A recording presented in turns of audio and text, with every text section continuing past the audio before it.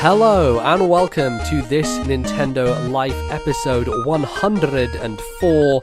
My name is NBZ and we're in the run-up to the end of 2017. Things are heating up, or outside my house are freezing cold. I don't know how things are with you, Bally. It's pretty cold here. It's pretty cold here. God, there's so much coming out before the end of the year. Yeah, too much, one might say. But you know what? That's nothing to complain about. We shouldn't complain about it. It's a bad thing. But anyway, you're Bally. Hi, you're my co-host. How are you doing, Bally? I'm back from holiday. Yes. You know, I was in Vilnius and Berlin. They were very cold, but I am back. I have been playing Mario Odyssey. We will get into that. Yeah, I thought we did well with your individual segment, MBZ. It went very well. Oh, thank you. Yeah, no, I feel like it's tough to do a solo podcast segment, but somehow I talk to myself for 45 minutes straight without even breathing, so that's bad. I think sometimes I've got to return the favor sometime.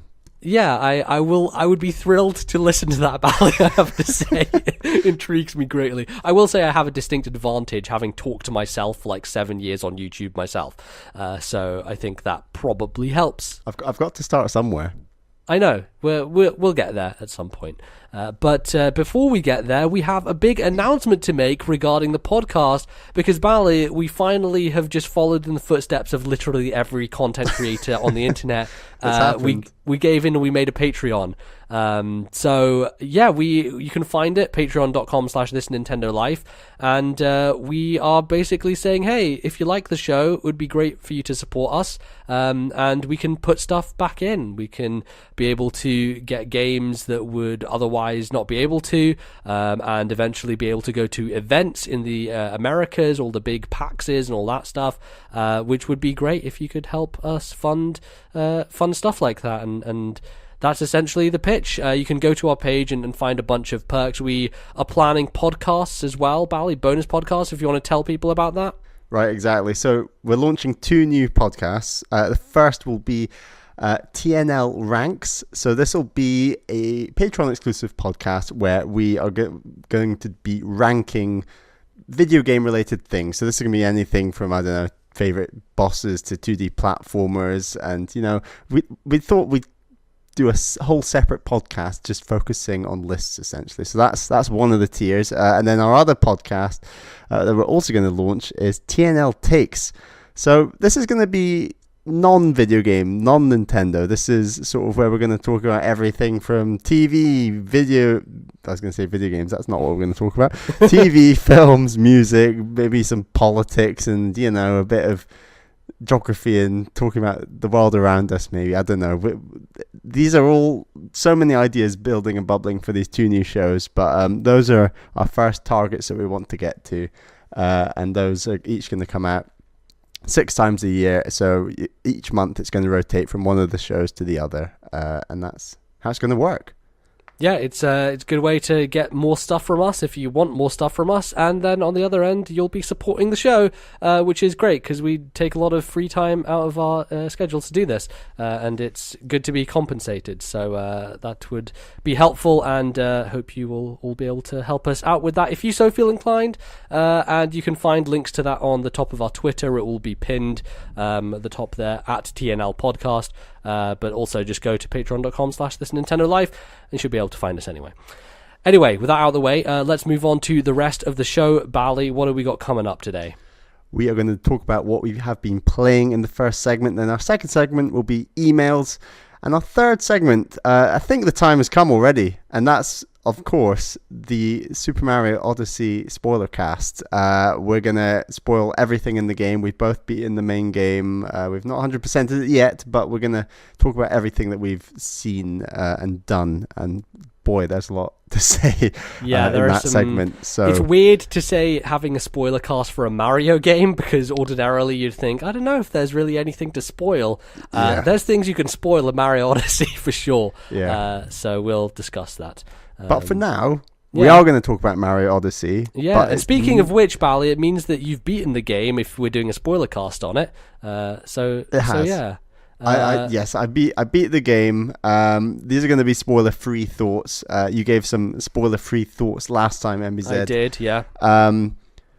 what did I think of this game? Well, right out the door, it just feels, looks, and sounds pretty incredible. I know that 3D World was the first HD 3D Mario, and that game certainly does look very good. But what that game lacks is, open areas to explore. And the very first thing that hit me was like these open worlds to explore, and they just look so much better than 3D World does.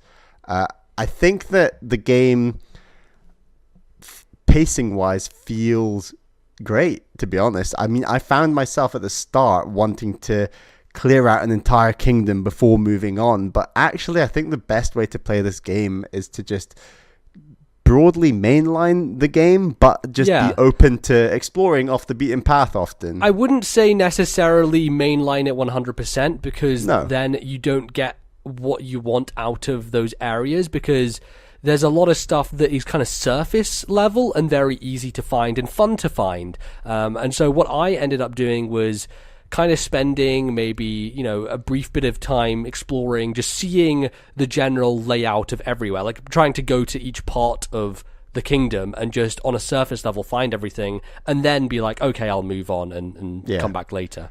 The key, I felt the key was not to dig deep straight away, and like you said, just have a very cursory view of like the entire level. Obviously do the main things, and there's like story stuff per kingdom as well, and I was making sure I was doing all those things, because you can actually move on to the next kingdom without doing those story stuff as long as you have enough moons. I realized that early on. I was like, wait, can I just go right now, because I had more moons than I needed, which is really weird.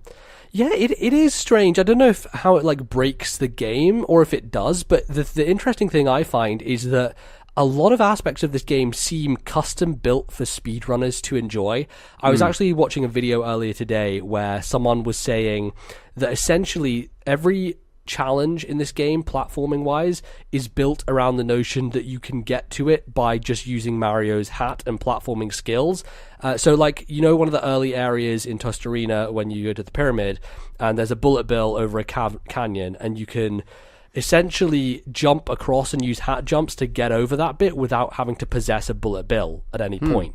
And so this idea that you can move on having like a right amount of moons, but not having to go through the cutscenes and not having to go through the boss fights, shows me that Nintendo weirdly are catering to that part of the market, which is kind of crazy. No, it's really interesting, and like you can play this game in so many ways, and you're right, they make that clear very, very early on. I think that probably the thing that stood out the most to me in relation to the capture mechanic are the capture mechanic bosses. So like all the kingdoms, they like have bosses that link to a capture mechanic, and I just thought that it was insane, because you were playing Mario in a way that just did not feel like Mario. I think that a lot of the captured targets feel so different to the almost all the power-ups in previous 3D Mario games that like they don't feel that.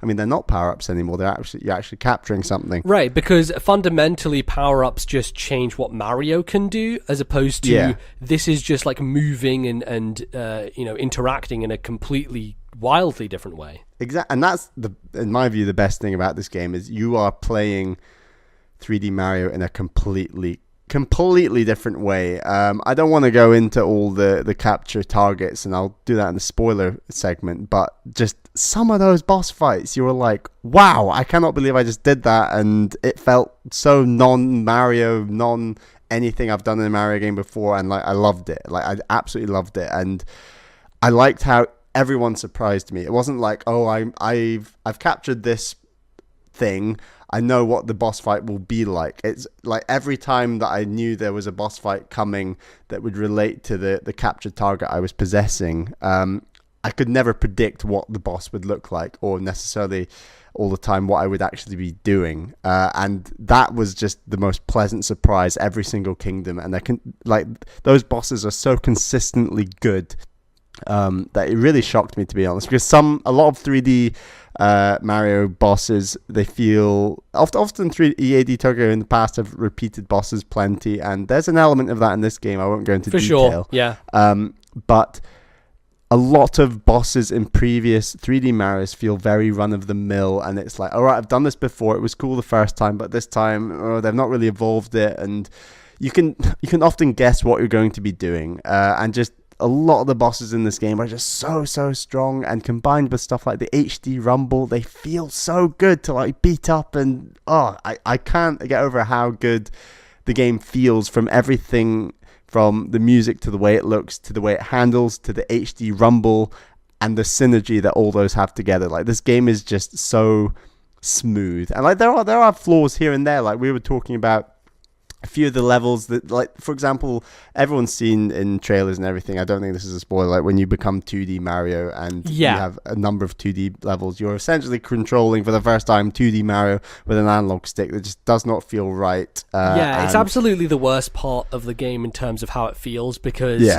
Mario in 2D, especially because it basically replicates the mechanics of Mario 1, which I don't feel are particularly satisfying. Like, at the time, obviously, like, the amount of control and momentum you have with Mario was groundbreaking, but going back to Mario 1 style movement now in a game that so harshly contrasts that in the 3D sense, like, you go from this acrobatic, like, machine to this very stilted, kind of hard to move around 2D version of him.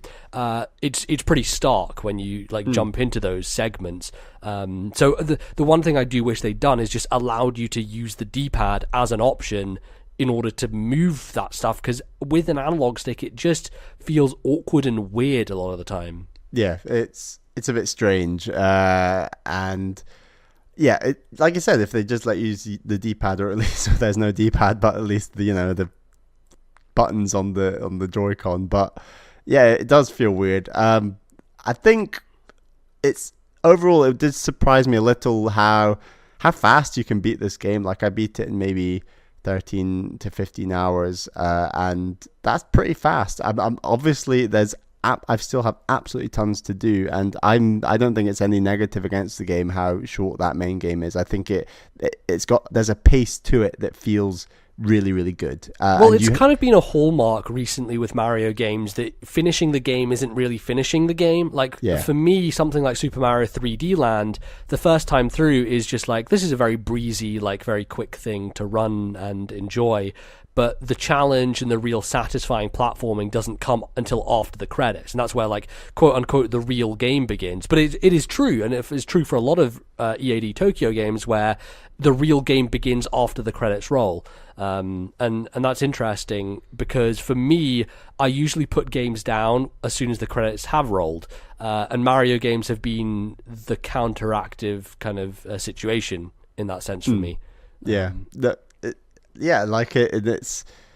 It's cool, and I cannot recommend this game highly enough. I know there's been an absolute ton of hype for it. I'm sure that everyone out there is buying it and has played it and is doing it. If you haven't and you're on a Switch, like, I don't know who you are. Like, you have to buy this game. I don't know, because I do think that there are certain segments of the audience who have maybe a dissenting view of Odyssey, and I can agree to some extent, because I think what I've discovered from playing through Odyssey and playing a lot of it is I haven't magnetized to it in the way that I did for Galaxy or like the more linear style games. Like, I remember playing 3D Land and just not wanting to put that game down. Like, I really just thoroughly bashed my way through it.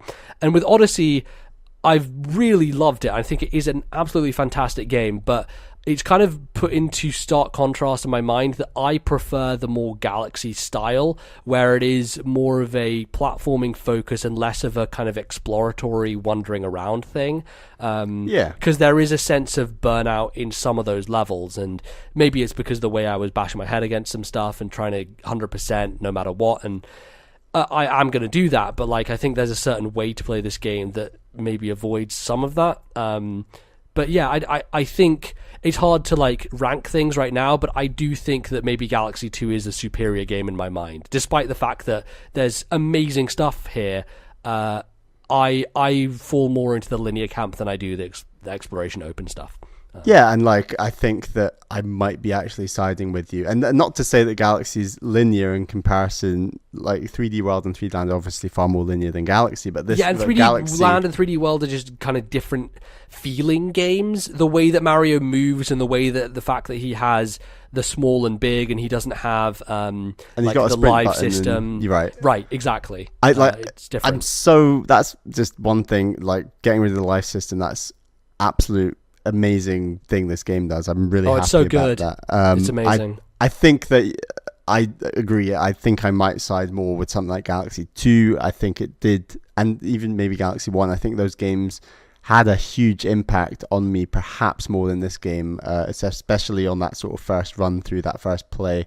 But there are like elements of this game in terms of surprises, and like I am dying to spoil all the surprises and I won't, but there are some unbelievable surprises. Yeah, that's basically why we're having this segment at the end of the show, is because there's a lot of that stuff to talk about, which I think is probably the strongest aspect for me, is the surprise and is really the variety, honestly, in terms of the kingdoms that you get to, everything that you see. And I think that's probably why I suggest going through the game and not trying to 100% it the first time through, is because most of the enjoyment comes from the it's the theme of the game is journeying and traveling, right?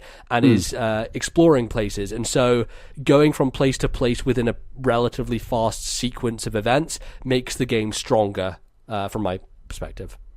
And I mean, we said for a long time after Galaxy 2, like, where on earth do Nintendo go next with 3D Mario? And then we had 3D World, that very much divided opinion, even on this podcast. But then we were like, well, if that was a step backwards or a step sideways, whatever way you want to look at it, where do they go next? And I think Odyssey was just such a good idea to go for, with the capture mechanic and how different it is to Galaxy. As much as maybe Galaxy might be the preferable game over Odyssey, I'm still so happy that Odyssey happened in the way it did, and that it does the things that it does, because they're very unique in a 3D Mario setting. And that sense of exploration, that sense of the capture mechanics and some of the boss fights, like I've said before, I think some of those elements could even be incorporated into a Galaxy style game that could potentially be the next step for 3D Mario. Who knows? But I think Nintendo are going to learn a lot from this game, both positives and a few negatives. And I think it's just a really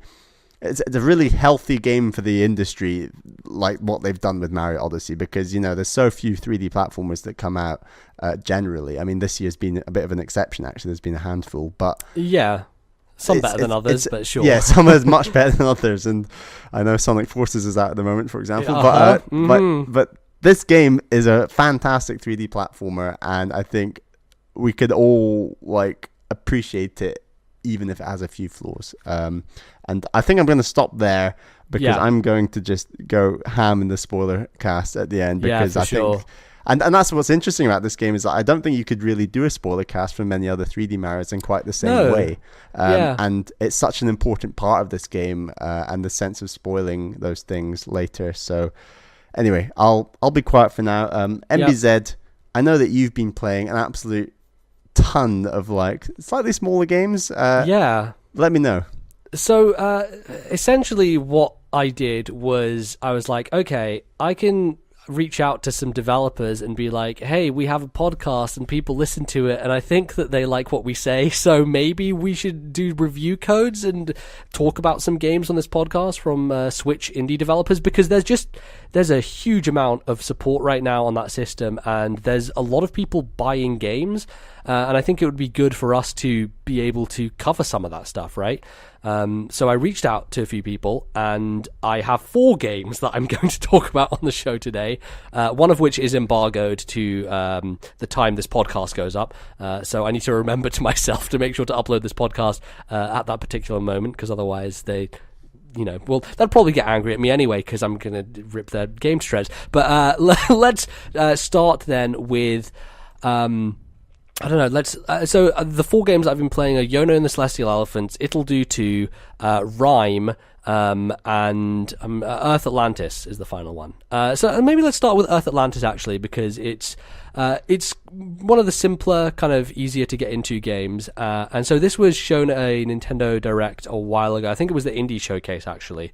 And it is essentially a 2D shooter in the style of, I don't know, like a kind of, not a side-scrolling kind of Gradius thing, but more of an open like a space shooter. Space shooter, side-scrolling space shooter. But it does have a world that you explore, and so it's not kind of level-based. It's more like a Metroidvania element in that sense. Yeah, but it's not really Metroidvania. It more has roguelike distinctions to it, because every time you die, you lose all your power-ups, and the power-ups come in the form of like strengthening your gun, and then maybe giving you the ability to shoot from behind you, and then adding homing missiles. Like there's basically like your main gun, and then you can have a sub-weapon, and the one that I've been sticking with the most is the homing missiles.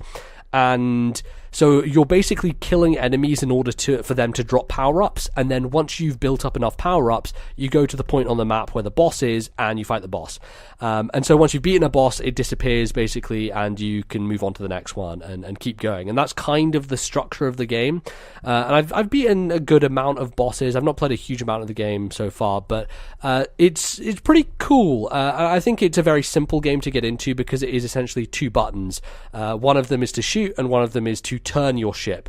So like pivoting is very important. Sometimes enemies can be destroyed because the back of your ship is shooting stuff out as well, but that's usually weaker. So you need to prioritize like where the enemies are and be like, okay, I need to like face this way to take this one down quickly, and then move away and come back to get some other ones. But the variety has been, going up, and it's been interesting to kind of, there's one boss that I got stuck on in particular, and it's like, okay, so the kind of the loop of this game is making sure I build myself up in order to face this guy down, because if I'm not powerful enough, it'll just take a really long time to like wear the health bar away. And so it's interesting, because I could go into the situation where I'm just going straight to him and not having to worry about building all of my powers and still beat him, but it's probably more beneficial for me to take a slower approach. I don't necessarily know how I feel about that, because sometimes I will build myself up and I'll still die anyway, and then I'm going to have to spend a bunch of time doing it again.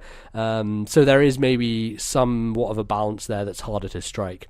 The game does have multiple difficulties, but what do you think of the art style? Because that's the thing that's kind of hits you the most, at least at the start, from just watching like a trailer. Yeah, it's pretty striking, and I think the game that it compares to most similarly is Gunman Clive on 3DS, which is kind of this pencil-drawn aesthetic, where you have kind of these pastel-like colors, and the outlines are very kind of sketchy. And I think that works both to its benefit and to its detriment. I think it looks really good. It has a great...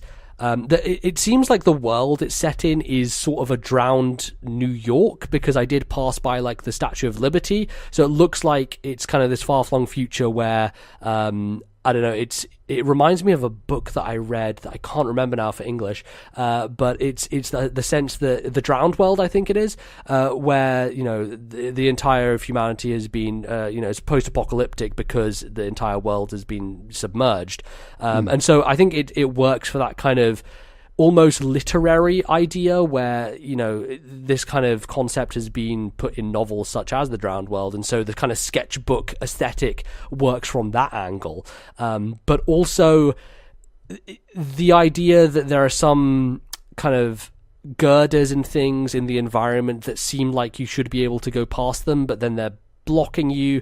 It sometimes impacts the gameplay. It makes you think, oh, am I supposed to go down here or not, or am I blocked, or can I get through this area, because it's all kind of black and white, like not necessarily black and white, but like browns and blacks and white. It's harder more sepia toned. It's harder for them to distinguish between things. I think that becomes a problem later on when there are a lot of enemies on screen, because especially when you use the homing missiles, which I was doing the majority of the time, some enemies use missiles that look like that as well. And because there's no color to distinguish them, you get a little confused in terms of, is that my own thing that I'm shooting out that's going somewhere? Or do I need to dodge this because, oh my God, there's a lot happening on the screen? So there's a little bit of busyness going on there that I think maybe makes things tough with the game. But it's really good pick up and play. I think it's a good Switch game because it's very arcadey in the sense that you're kind of just running through levels, no story or anything to speak of, so you can put a podcast on and just like while you're watching TV, whatever, play it in the background. But it's nice that it has a structure that like has an end game that you can go and beat bosses and finish it essentially. So I think it's cool. I wouldn't necessarily recommend it, but I think it's definitely an interesting game to keep an eye on in a sale or whatever, and I've enjoyed it so far. It's pretty neat. So the next game that I'm going to bring up is Yono and the Celestial Elephants, which I didn't actually play on Switch. I played it on PC because the developer unfortunately didn't have Switch code available. But I've heard that the Switch version is very similar to the PC one anyway. I don't know if it runs at 60 or if there are frame rate reductions or anything, but people say that it's pretty good version, so I probably would be okay recommending that. And I think I would recommend this game because I actually posted a review for it on my YouTube channel, which you can go check out if you want kind of maybe more succinct thoughts. But it's essentially kind of a Zelda game where you play this cute little elephant, you're bounding around this world, and a lot of puzzle solving, a lot of kind of combat areas, and I think it's an enjoyable little game. It's relatively short, maybe 4 or 5 hours, but it's interesting in the fact that in Zelda games you go through and you collect items that kind of build up your power, and then you take them on and use them in puzzles later down the line. In this game, you have your trunk, which acts as a puzzle solver in the sense that you can like suck up some fire and then light something on fire to solve a puzzle, right? That's a very basic implementation. But what they do is they kind of layer these things on top of one another. So there are instances where, for example, you have this switch, and the switch will like move a bridge or move a platform. But you also need to use the switch in order to burn through some ice. So you take your trunk, get some fire, heat up the top of the switch, you move it over because it's probably on top of a block that you can move, and then move it to somewhere where you can melt the ice, and inside the ice is a key. So you have like these multiple mechanics that start layering on top of one another, and I thought that's where the best stuff in this game lies, because honestly the combat is a little bit janky. Like your only attack is to run into the enemy as Yono and kind of bash your head against them, and there were moments in the game where some boss fights where I got like stuck in a corner, and because there's not really much leeway in terms of the amount of damage you take, so you kind of get stuck in like an infinite loop where you're like, oh my god, I'm just dying really heavily here and I can't really do anything to get out of the situation. So that's a little bit troublesome, but the strengths are definitely in going through the mini dungeon areas and solving the puzzles. And it's really weird because the story it's very political, and like there are these repressed robots and there are like these undead people, and you're kind of going through this world and discovering like that elephants have been missing and that they're like kind of godlike entities, and it's a whole thing that is very distinct from the way the game looks. It's like you look at it and it's just like this charming, cutesy little thing. You're bounding around as a little elephant, and then the story is about like repression and like class difference. I'm like, okay, well, it's a little bit jarring, but also I think it works. It's weird. You have that kind of clash in tonality, and yet I think it does the job pretty well. Could they have just taken fighting out of the game entirely? Would it still work? I think they could have done, especially because the boss fights aren't necessarily that focused on fighting. They're much more puzzly boss fights. Like one of them is this big skull where you have to put out one of his eyes are on fire, and you have to use water to put those eyes out, and you're not really hitting him during that fight. Like you're moving blocks so they hit him from the top to knock him out, and then you like burst water on him. So even in that sense, like you're not really hitting them to do damage. I don't even think they have health bars, most of them. So honestly, yeah, I do think it would be stronger if it was more just a puzzle thing. I think they put the combat stuff in there just to break up the pace, which I appreciate, because in Zelda you can get to moments where you're like, oh, and you just need a bit of a break from just puzzle solving constantly.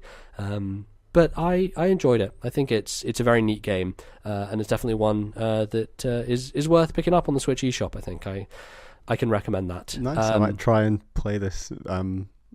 Maybe start next year. Yeah, it's definitely it's a nice little short thing to have on the side while you're maybe playing a longer game for sure. Next, let's talk about Ittle Dew 2, which is another Dew. Oh my god! See, here's the thing, Bally. The years of me. The years of me being on the internet and talking to American people like Nick constantly, and just constantly having the lexicon of my own tongue changed to the point where I say YouTube instead of YouTube now. Have I told you about the story about my uncle who used to live in Florida? Yes, yeah, about Jew. Yeah, so yeah. I'll tell it to the listeners, but sure.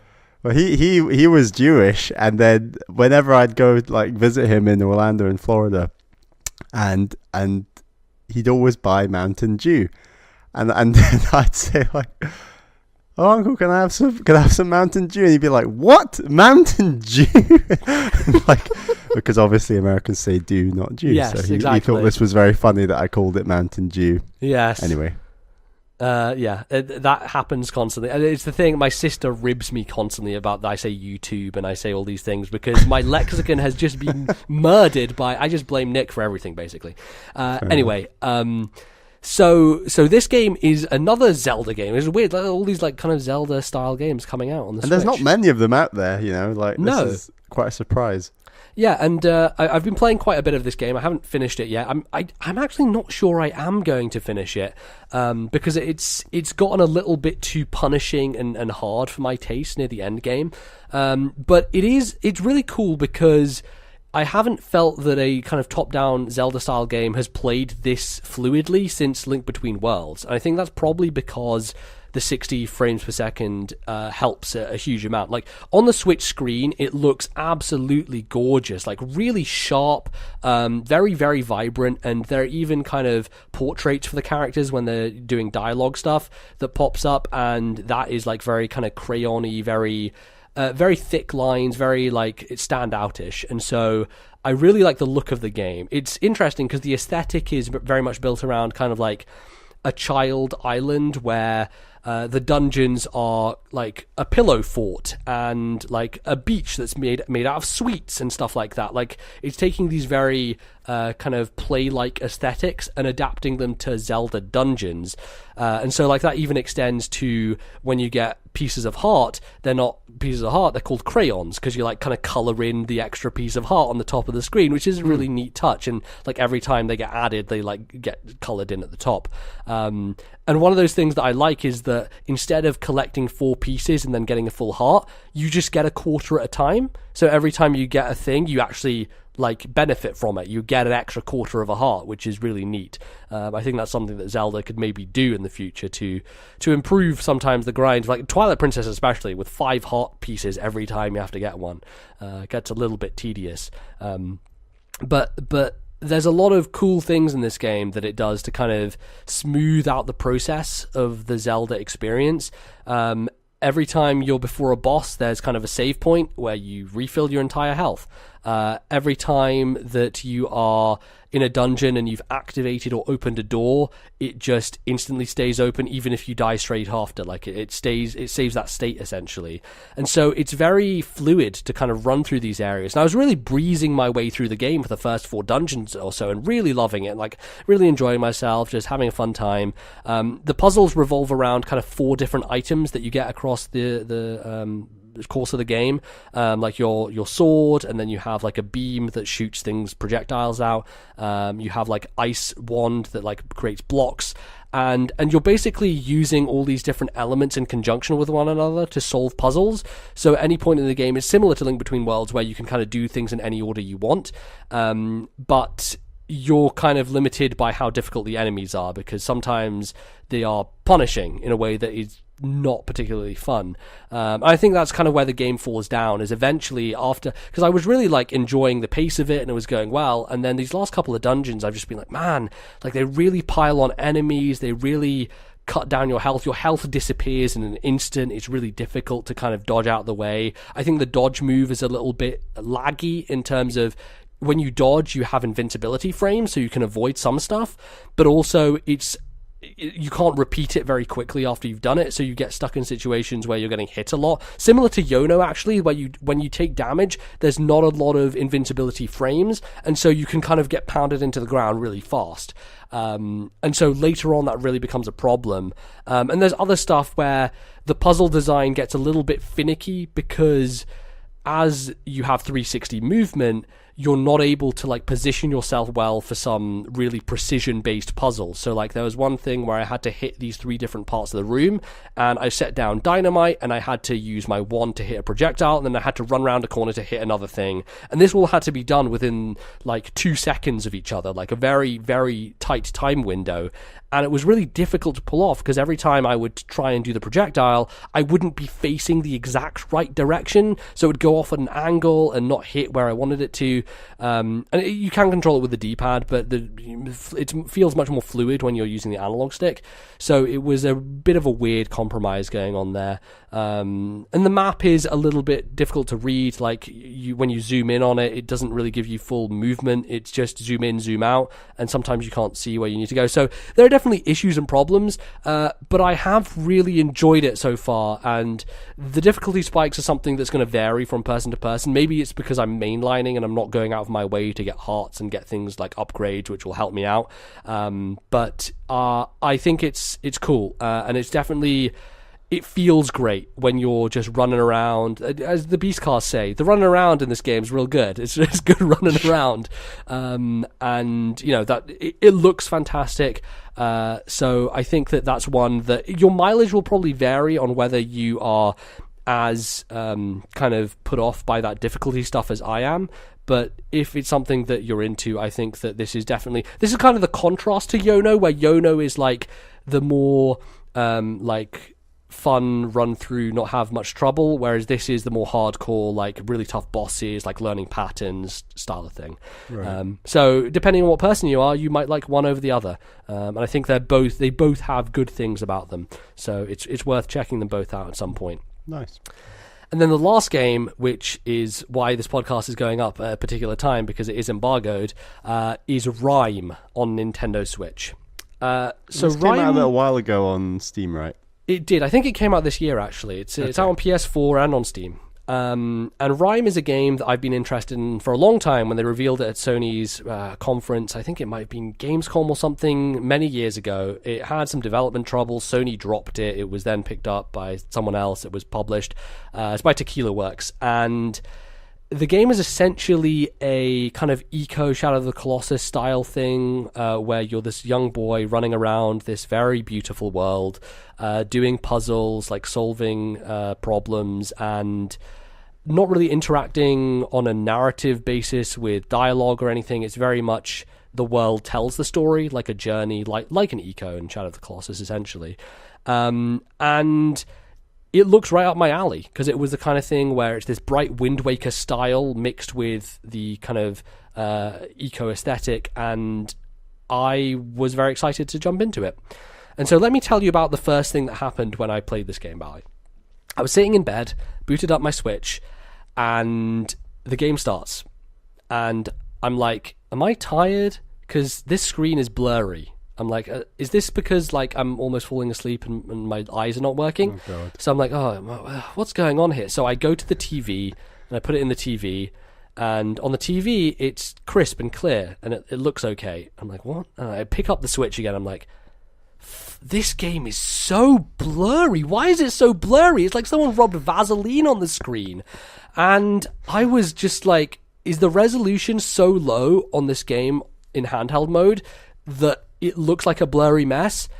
And that is the case. Rime on the Switch is a technical fucking disaster, and I have no idea how Nintendo are letting them release this game in this state. It may be the sort of thing where they could potentially patch it later down the line, but honestly, the problems that this game has technically are so goddamn awful that I don't know that they can achieve that. It is a horrendous port that I cannot recommend anyone buying. And that really sucks because ultimately the game is really cool and has a lot of interesting things that I have enjoyed, But when a game has a frame rate that is so inconsistent that it literally gave me a headache that lasted for 4 hours, that's not a game I can recommend to people wholeheartedly. It's constantly up and down. There are moments in the game, Bally, where like a cutscene sort of thing will happen. I'm like running across this bridge that's like falling down, and the frame rate like stutters to like a slideshow where it's just like really struggling, single digits, just awful. And that would be fine on its own. Maybe you could get past that, but it just constantly is inconsistent. Like, it's always dropping. It's never in a stable place. Like, when I think, okay, I'm going to go indoors, maybe it's just the open areas that are struggling. Even there, it's inconsistent and just messes with me and makes me feel sick. And obviously, this may be more of a problem with me in terms of how bad I react to certain things. Like, I have motion sickness when it comes to first-person games. But it's just uncomfortable. I can deal with 30 frames per second games. I have no problem with that as long as it's consistent and it works. But Rime is just such it's struggle. I'm struggling to find the words because it really annoys me that this game is a game that is actually really cool, but is so let down by this version. And it's crazy because there's so many games on Switch that work seamlessly in handheld mode, and like that's the whole point of the Switch. And if you're going to release a game that's not going to work in handheld mode, like, what's the point? Yeah, it's definitely and it's not just in handheld mode though, right? Like, because handheld mode is blurry. Even when you put it on the TV, the frame rate is terrible. And you know, the game doesn't hold up that well. And when you compare it to stuff on the system that is more big and is more ambitious, like, the textures are not great. Some of the stuff just feels and looks janky. And, you know, there are things, it's really hard for me to kind of criticize the game itself because it's hard to disconnect the technical issues from the actual gameplay, because some things in the game may not be that bad on other systems because they're not marred by the issues that I'm having. So, like, for instance, you know, when you're like magnetized to climbable objects in games, like example of like Uncharted or Horizon, where you like jump and you'll like grab on things. Sometimes when you jump, you have to be really precise, like exactly precise to nail it. And the problem is, I don't know if that's the problem with this version of the game or if it's a problem with the game itself, because there are just so many times where things will be janky and weird in this particular instance. And so puzzles that may be more fluid and easy on the PC turn into just frustrating messes on the Switch version. And it's a real shame because I think Rime is a game that I basically played through half of it, which is way more than I should have done, honestly. I went through literal pain for my brain and my head and my eyes to do this. And it's the sort of thing that I probably wouldn't have done if I didn't have this as a review code. But I'm actually glad that I managed to receive this code early, because this is before the game comes out, and hopefully if you listen to this early, you will know now to not get this version, because it is a bad version, and it's like it's a 30 quid game. Unless they patch it, which I don't think it's going to help the game that much. I could be wrong. You know, if they make it completely fluid, 30 frames per second, fine. You should definitely give it a shot, because there's a lot of fun stuff in there, like a lot of interesting environmental puzzles that play with light and with shadow that I enjoyed. But otherwise, I can't tell you that Rime is worthy of your purchase on the Switch. And with so many other games out right now, there's too much to compete, too much time, and too much going for your time. So, anyway, that's everything I played. Ups and downs, for sure. But there's a lot of stuff on Switch, and hopefully we'll get some more review stuff to talk about soon. But that's going to close out the first segment for now. We'll be back after the break with some emails. So don't go anywhere. We'll be right back.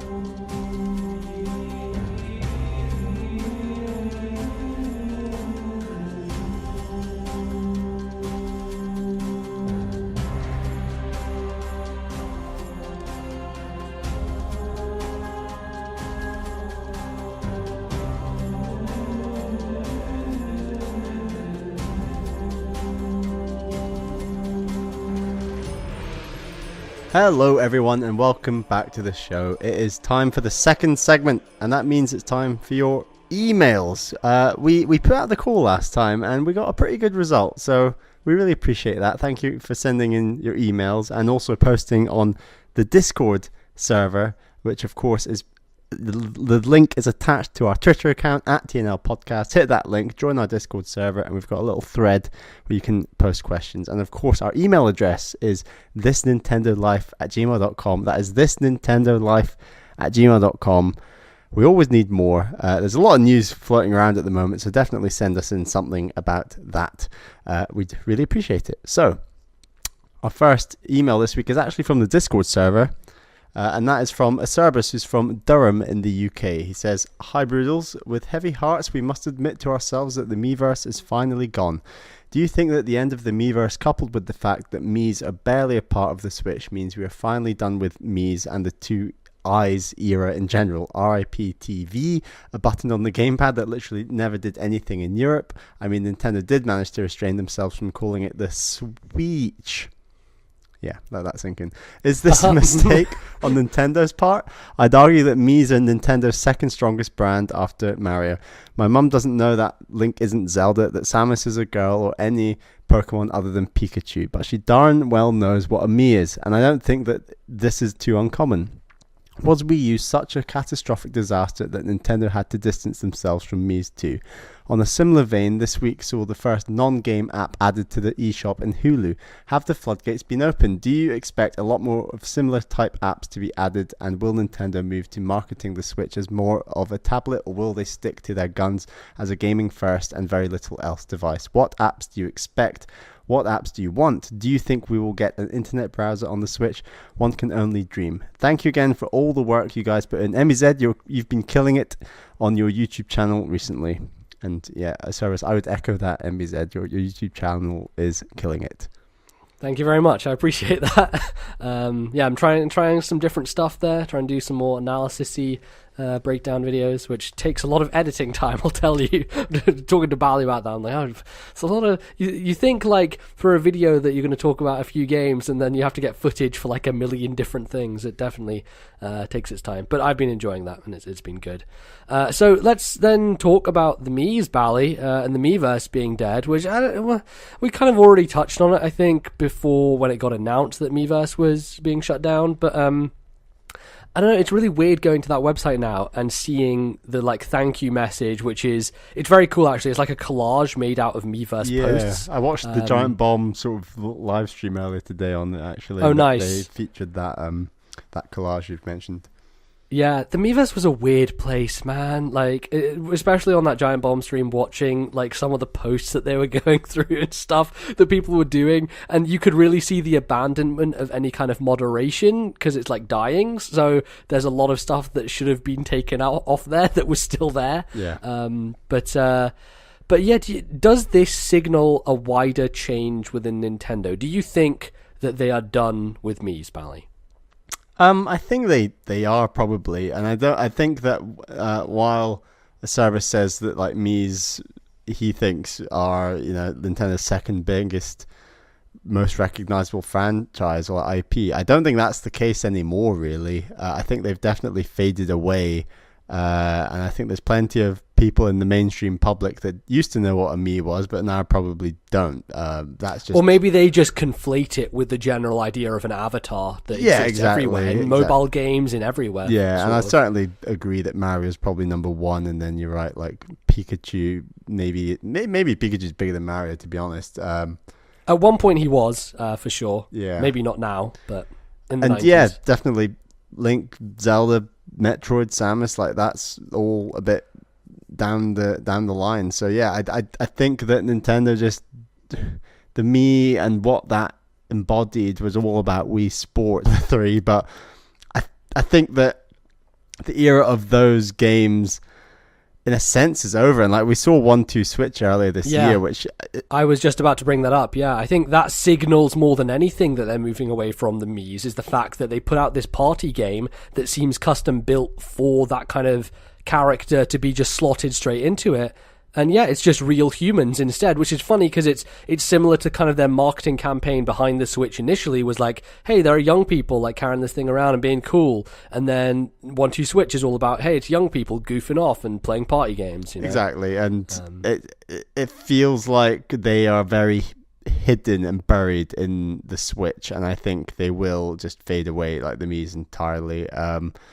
And I think that Nintendo just want to move on. They want to come up with new ideas, new IPs, new interesting things. I don't think they're aiming at the same audience, obviously, with the Switch as they were necessarily with the Wii. So I don't think that sort of mainstream avatar appeal is going to come back around anytime soon. I think they're going to go in different directions. And we've seen new IPs like ARMS and things this year. And that's definitely more in line with where I think Nintendo want to go at this point in time. I do think that Nintendo are keeping the Miis around a little bit because their first mobile app was a Mii-based mobile app, right? And I think at the time we all said, hey, they're doing this because this character is kind of recognizable. Maybe it says a lot about how that mobile app did, the fact that the Miis aren't as present anymore. I don't know if that's the case, but certainly I don't think anyone is using that actively. Like, it seems like something that just got buried and is gone, and I'm sure they're probably updating it, but who's even paying attention to... I don't even remember the name now. Is it Miitomo it was called? Yeah, Miitomo, yeah. And that was just last year as well, wasn't it? Yes, it was last year. There's Miitopia on 3DS, which just came out this year as well. So there are traces of the Mii still hanging around, but it does seem like... You know, the 3DS is a system that they're going to be moving on from, and so this is kind of... Miitopia was a game that came out in Japan, like, earlier, so it's just being localized, so it seems more like a relic than anything else, not a new thing that they're actively chasing. And I do wonder how much the disaster of the Wii U is directly tied to Miis, and how maybe the fact that they kept them around for that era has some kind of attachment that makes the two inseparable in a way, you know, like maybe they just similar to the Virtual Boy where they just want to forget it even happened. I think like them trying to move on from the Wii U is maybe trying to move on from all the things associated with that branding. Yeah, definitely. And like we talked about the failure of the Wii U numerous times on the show, but I mean part of that was that it was trying to also aim to that Wii audience through stuff like the Miis and stuff like Wii Fit Plus, and there were a handful of other games, and it just really was trying to be all things to all parties when it couldn't really. And I don't want to go into that, but like it does feel like, you know, Miis are massively on the downturn, on the fall, on the like they're completely gone almost, as we've described. And I think that they're just turning to new avenues. And like when you look at the Switch and you compare like the way its home menu looks and the fact that it is so games focused, and we can maybe get to the next part of the question of the email, sorry, and it just feels like a real change. Like even just navigating around the menus doesn't feel like anything like that Wii or Wii U era. Yeah, it's definitely a different vibe they're going for, and I kind of miss it, Bally, if I'm honest with myself. I think that there's a weird kind of cold remove to the Switch architecture, in the sense that it feels like a very tech-focused, smooth, like slick design, but that also has no character to it. Like it has no charm. When you boot up the Wii U, you have all these stupid characters bobbling around and just like goofing about, and you see the Miiverse post pop up, and there's a real like charm and a nice kind of Nintendo-esque aesthetic that is wrapped around that whole system, and the way that they, you know, the fact that system transfers had little Pikmin running around and carrying them, and like little touches like that. Apparently that's all gone. It's like just a bar now, apparently. Exactly. So them kind of moving away from that stuff from a practical standpoint makes a lot of sense, and from a consumer standpoint is obviously a lot more streamlined. But as a Nintendo fan, I do kind of miss that goofiness that we got, and especially like we've talked about the eShop having no music and how bare bones it is. It feels like they've gone in a very different direction with the Switch, and obviously it's working for them, but I think it's a little bit of a shame that we lose some of that. I am confident, and like getting into the second part of the question, that like it was very clear that they wanted the marketing to be a much more games-focused console at the start, and that's kind of where we are up to now. And like, Hulu is arguably like the first thing that's kind of a new app that isn't strictly about games, and it's about using a tablet for something else. And I am convinced that like there will be a steady stream now of stuff like YouTube and internet browser, hopefully, and Netflix and Amazon and these sorts of things. And I think that in line with that, there will be updates, hopefully, and I think this will happen, updates to stuff like the eShop that will give it some music, give it a bit more character. Like, you go back into that Wii U eShop and the music is bouncing. There's like all these sections saying like best platformers, best Mario games, here's the top 10 of this week, here's this. Like, it's just overloaded with stuff, and it looks colorful and it's exciting. As you say, the eShop on Switch is just so plain, and I'm convinced that they have to change that, because for starters, it's just too hard and difficult to navigate the sheer number of games that are coming out for Switch using that interface. It actually gets really difficult to check out a game that might not be in the charts that came out a few months ago, for example. I think I disagree with you in the sense that I don't think they're going to add the sort of charm and the music and stuff to the eShop. I think they will update it to better help you search through it.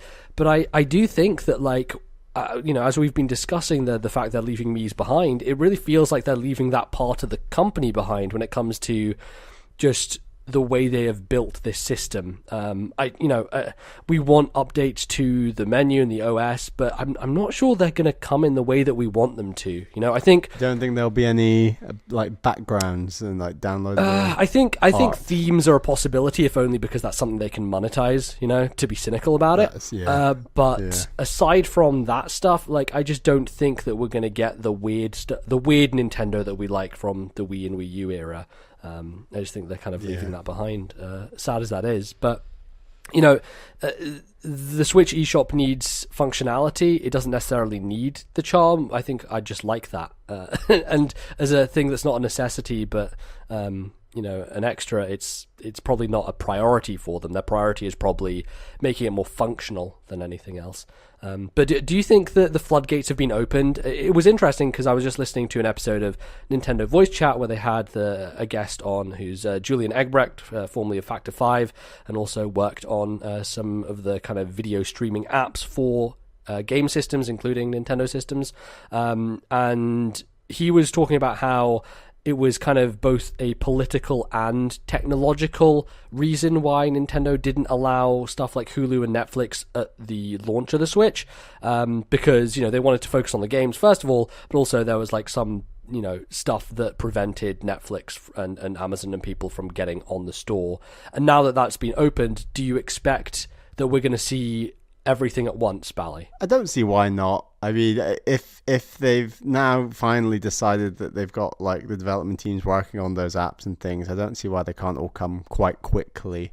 And just, I don't think the marketing on Switch is going to change for a very long time. I don't think that marketing it as a tablet that does all these things is necessarily even a good idea. Like, I think that what they've done so far has been working well. The Switch has been selling well. The games so far are fantastic, and I think they need to just keep on doing what they're doing. And that it's just, there is a smaller section of people who own a Switch who are very keen for it to, play YouTube videos and Netflix, etc. And I think that Nintendo knows that at some point they do have to please them to some degree. And I mean, we've also talked loads about the Virtual Console. Who knows where that will be next year with the downloadable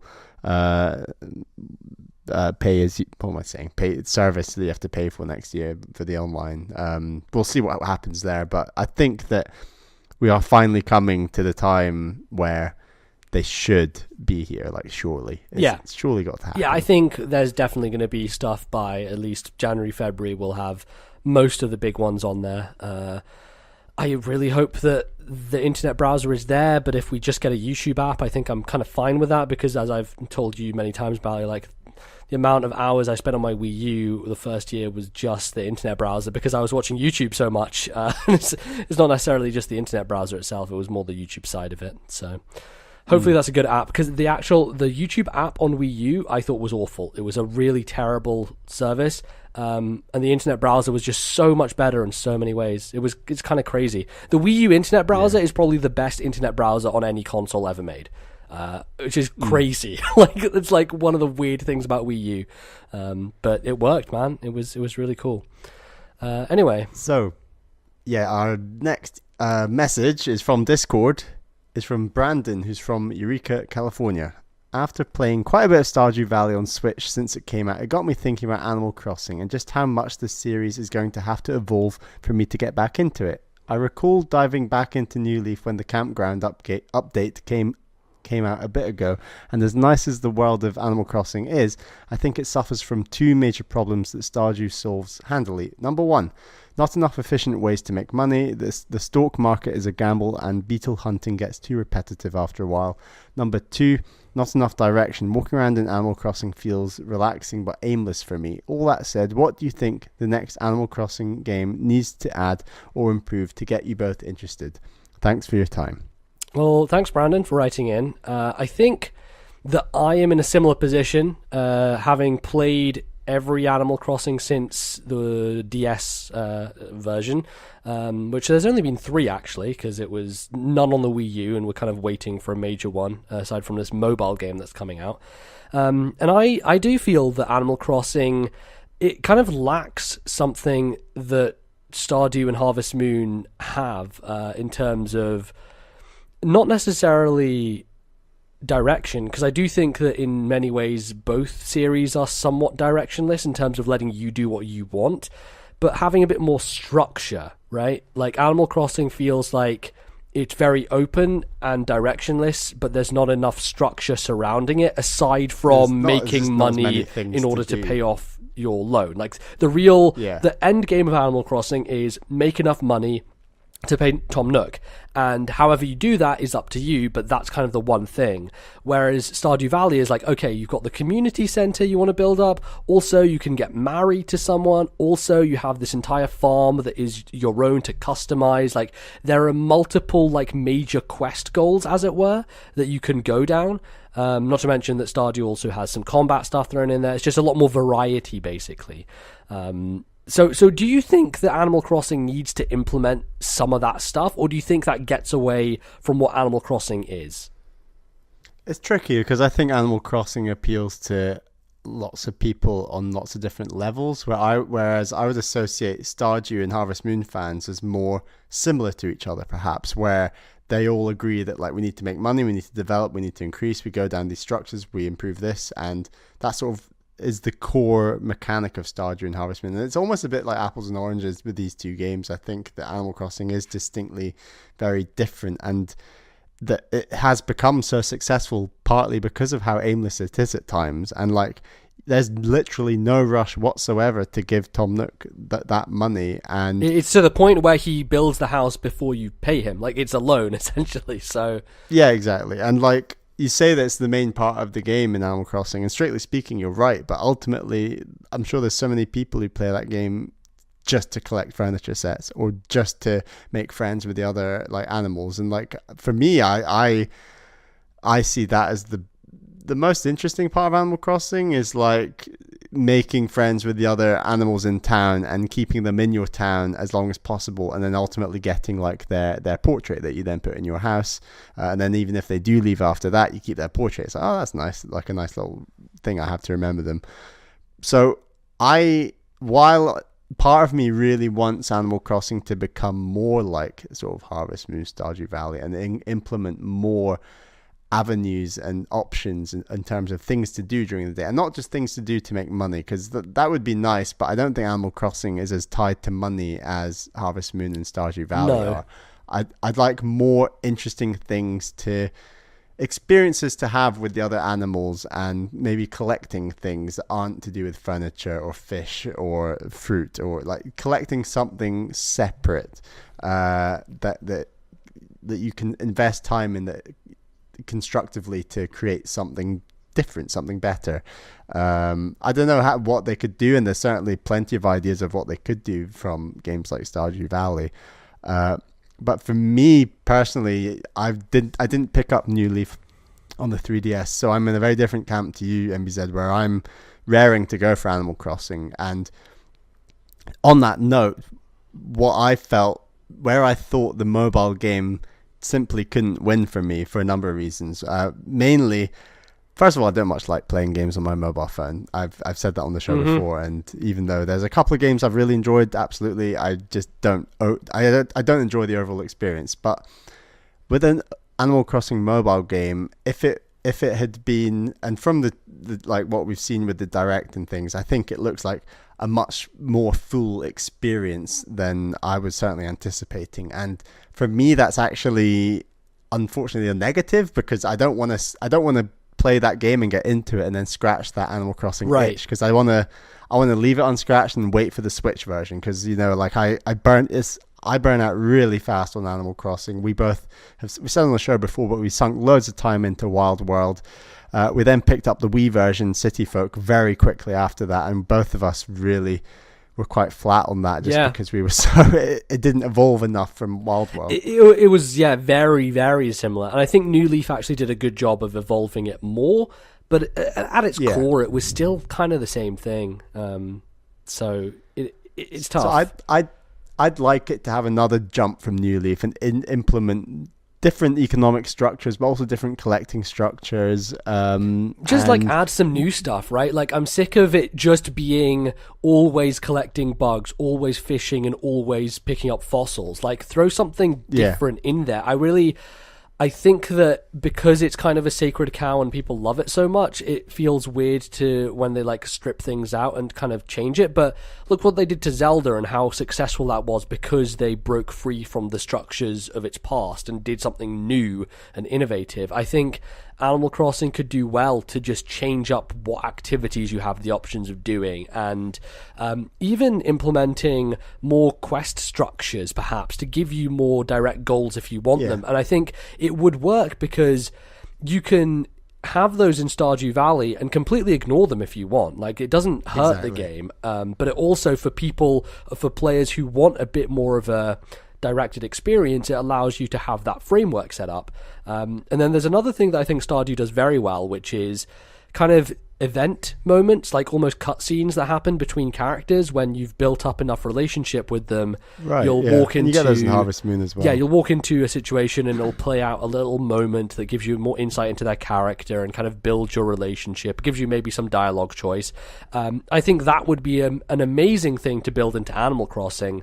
Obviously, the way Animal Crossing is built is that it picks your town from a pool of like 200 different animals. So the legwork that would have to go into creating individual sequences for every single one of those animals seems ridiculous, especially when you consider how much dialogue is in that game, full stop. But maybe if you pare down, that might be something worth doing, though. Like, that is a really good idea. It is, yeah. If you like reduce the number of animals that you're focusing on, and maybe obviously fewer people will have all those experiences as unique ones, like, you will get much richer development out of those characters. And I think Nintendo's writers on Animal Crossing are always one of the strongest parts of that game and that experience. And I think they could really excel and make something much more that you're much more connected to, because I like the characters in Animal Crossing, but I never feel fully connected to them. And if they add stuff that is more dynamic with their backstories and, like, them telling you stuff about themselves in a more event focused format, I think that would do a great deal to encourage me to actually try and build relationships, because aside from getting the picture at the end, there's not a huge amount of incentive for you to do that, Yeah, right, exactly. It's not, and yeah, exactly. It's a picture, and then they go, and that's that. And I would just reiterate, like, I want them to make sure that the Switch version can still, if you're someone who plays Animal Crossing, you love it the way it is, I want you to be able to play the Switch version and still get that exact experience. But I want, like you said, MZ, for there to be those options to do other stuff and just do more, and have the ability to play Animal Crossing like a Harvest Moon or Stardew Valley game as well as an Animal Crossing game. There needs to be more. And, like, I am intrigued by what you say about how New Leaf stepped up a bit, and that's really important for the series, because, like we said, the Wii version was just such a flop in comparison to how much they upgraded from the DS version. So yeah, it's exciting. Yeah, and it's also probably part of it is that the Wii version wasn't portable, so you don't have the easy check-in. Now with the Switch, you can have it both ways. You can play it on your TV, and also you can, pick it up at midnight on New Year when you're, doing nothing else clearly except checking in with Animal Crossing, which I did at one point in my life. I've definitely done at least once. Yeah, exactly, and just watch the fireworks with your town, which is a weird thing to do, but it's cool. It's that kind of stuff. Like, I really like that Animal Crossing has that universal calendar to it, and I think what would be very clever for them to do as an additional step would be to add and change things on a yearly basis. And this is a way that they could lean into the games as a service model if Nintendo wanted to go that route with Animal Crossing, which they could do, because they're leaning into it with so many of their other types of games. And I think the way the industry is going, we talked about it a little bit, but I think Nintendo are finding ways to do games as a service that isn't necessarily intrusive, but still keeps people connected. And the idea of Animal Crossing with an ongoing update schedule to have new events and new things constantly throughout the year is probably something I think that they could do to help that.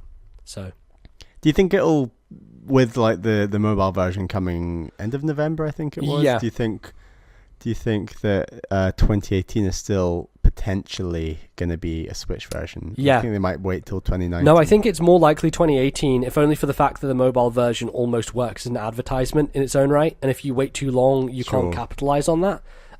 So I think it's pretty inevitable that soon after the mobile game comes out, there'll be a Nintendo Direct where they announce it. I have a strong suspicion that the January, December, whenever that happens, Direct is going to announce the Animal Crossing game. I don't think they're going to wait till E3. I think they're going to try and get people knowing that it's coming as soon as possible, because then it helps their word of mouth, helps them build excitement for it. So yeah. Right. And plus, seeing as there wasn't one on Wii U, the team that makes those games, I know they work on other stuff as well. Like, I think they made Nintendo Land and some other things, but I think they probably had ample time to make one of those games. So, yeah. So our final email is from Jimin, who's from Cheltenham in the UK. What do you think about GameCube Virtual Console on the Switch? Because GameCube controllers are now supported with the Wii U GameCube adapter. So this email, unfortunately, a little bit out of date because they've now taken that functionality out of the system. Have they? Yeah, I don't know. You didn't hear about this, Bally. I missed that. Why was it in and out then? So Reggie did an interview, I can't remember with who, but he said, we were just as surprised by this as you were, because they didn't know that because they basically added a functionality for USB type controllers to be enabled on the Switch. And because the GameCube adapter is a USB type thing, it somehow worked. Now here's the question, Bally. Are Nintendo lying? That's my real thing with this situation is, sure, Reggie could be saying that it was a surprise to us, but it could also be they're trying to cover up the fact that they are having intentions to do something with potentially Smash Brothers, potentially, as Jimin mentions, GameCube Virtual Console. Which one do you think it is? Do you think that they are trying to have one over on us right now? Definitely could be lying, couldn't they? I'd probably side closer to them lying about this than not really. But I actually think they're telling the truth, honestly. I think that they did like somehow miss that was going to be a thing. Because honestly, it wasn't even like a hacker who found it out. It was just some dude who plugged his thing into the Switch and it worked, which is kind of weird because usually you find that sort of information from people going into the system. And the fact that no one found that it tells you that Nintendo didn't have the intentions, right? But do you think that that's the way they get around the idea of GameCube Virtual Console? Because we talked in the past about how Switch's lack of analog shoulder buttons, is that what you call them? Right, yeah. Means that certain games like Mario Sunshine are somewhat unplayable because of the relative complexity of having to like throttle that as a button and then also have it clicking as well. Nah, I don't know. Rather than redesign all the games, I'm confident they'll have some sort of physical way of either playing with a GameCube controller or the good old trick of the GameCube Joy-Cons or something along those lines with analog triggers. I'm starting to feel like it's just not like they rarely unless they're remaking a game, they rarely go into a virtual console game and actually change it on the inside. You know what I mean? So Yeah. I don't think that.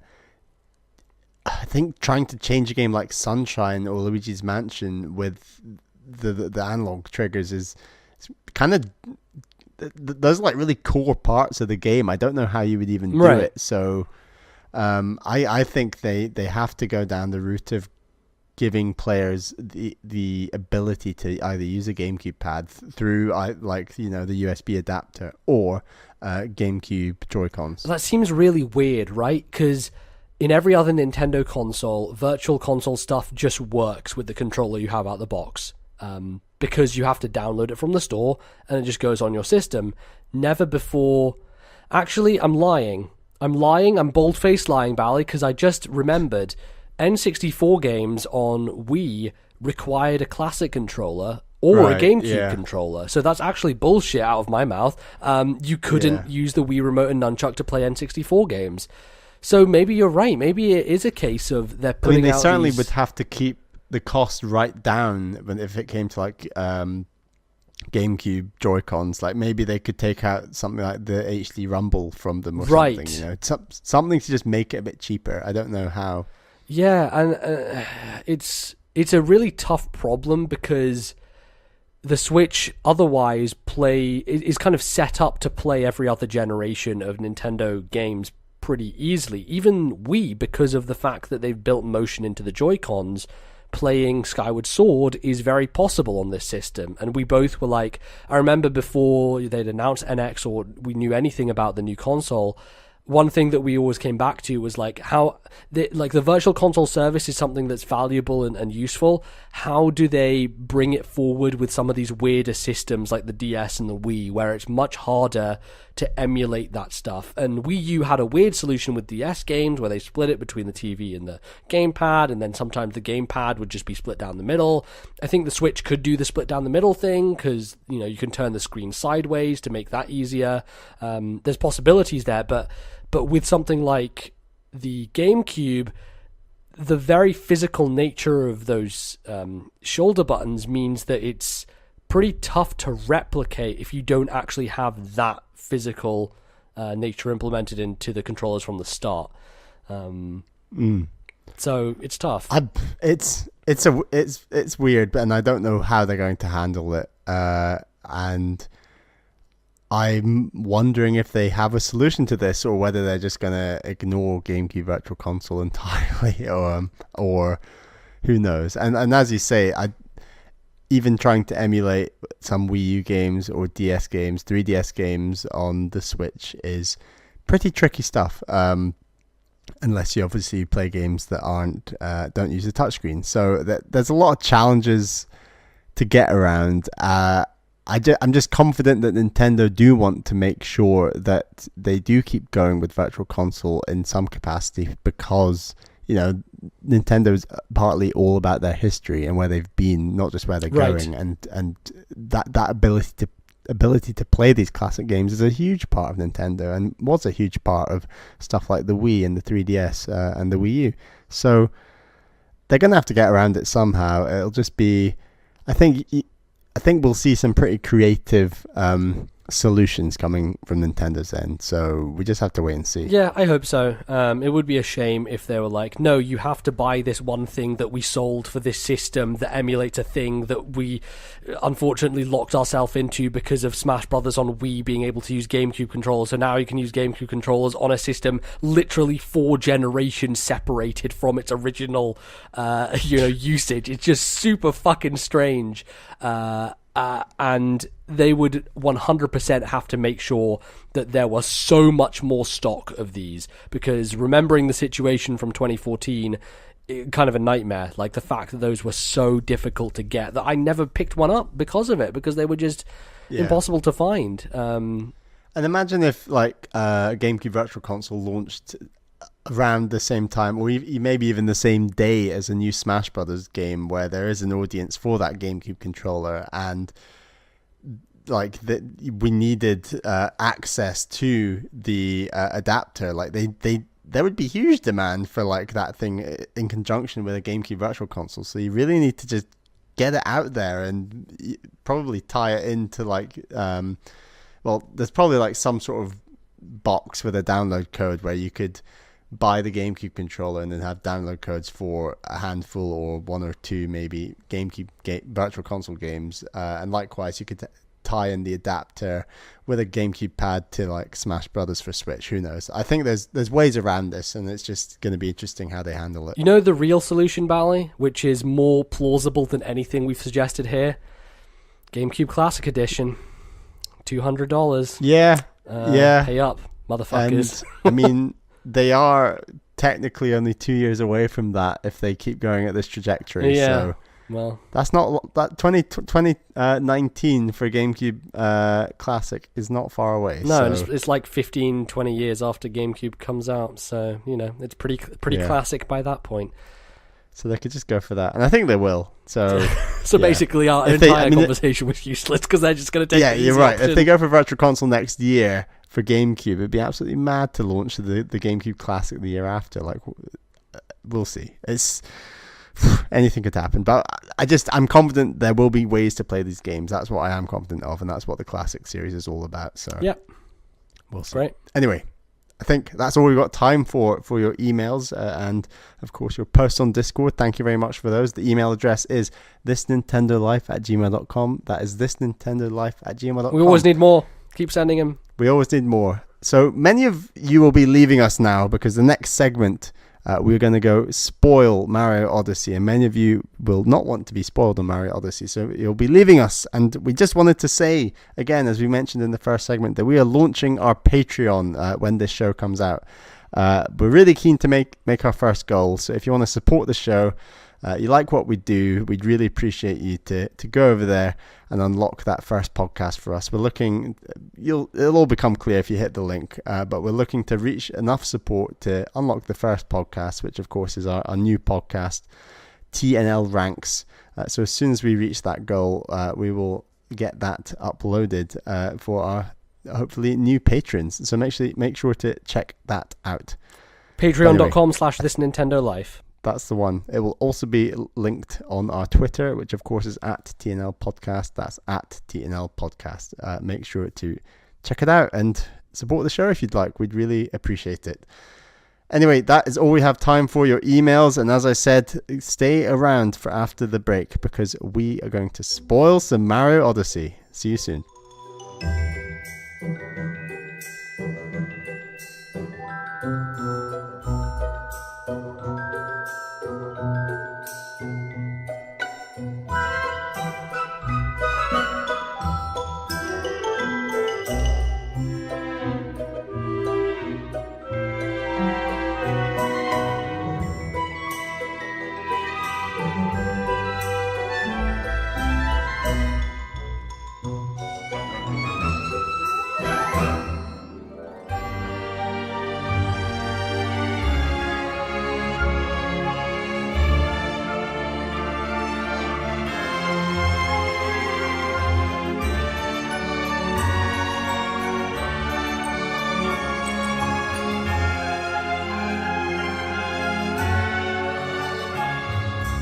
Alright everyone, welcome back to the third and final segment of today's show, in which we are, spoiler warning, going to be talking about Super Mario Odyssey in pretty much every form possible. So this is your last chance to turn away and switch off the podcast in case you're being in bed and you're falling asleep and you can't hit your phone in time to turn it off. I'm just giving you a few more seconds, right? Because I appreciate that sometimes people just dive in and they'll spoil something and you'll be like, that's a horrible thing to do.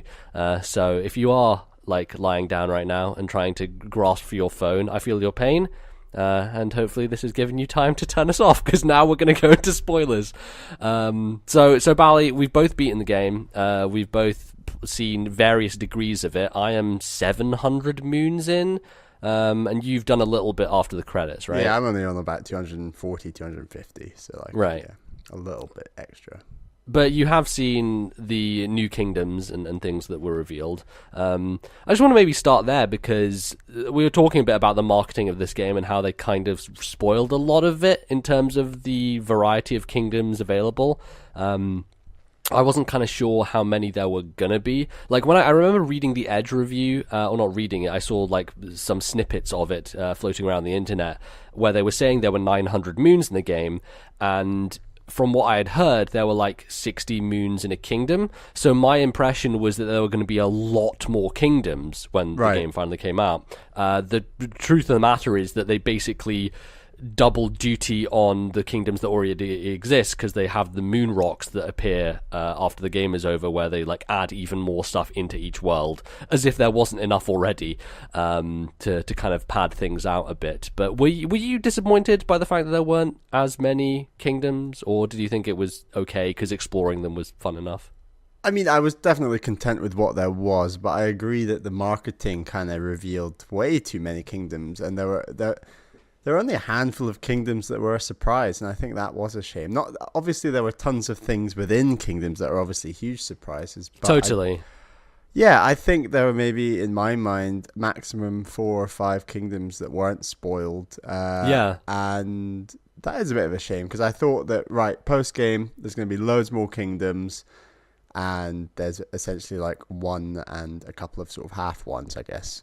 Yeah, so like there's the moon, which is basically the last kingdom, but then post game you unlock the darker side of the moon, or the dark side and the darker side of the moon, which is a shame because you're targeted with like get 250 moons and then get 500 moons, and you should expect like 2 brand new kingdoms, but no, you kind of get one kingdom that has a boss rush and then has a ton of those paintings that you have to figure out, like the really obscure like things you take a photo of and then have to find. I have no idea about those still. Like I've been taking pictures of them, sure, right? But I don't know what I'm going to end up doing with them.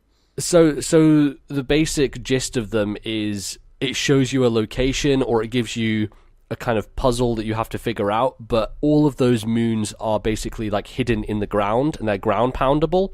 So my assumption is that so if you know the game, basically, if you're a speedrunner and you basically can ground pound these very specific spots because they'll just be there, but it basically acts as a way for you to find them, because otherwise they're just random spots in the world. So yeah, I think that's the dark side of the moon, where they have a ton of paintings, and I was showing you some of my screenshots last night, and you could see at the end I'd taken like a ton of those pictures because that's all from that kind of part of the game.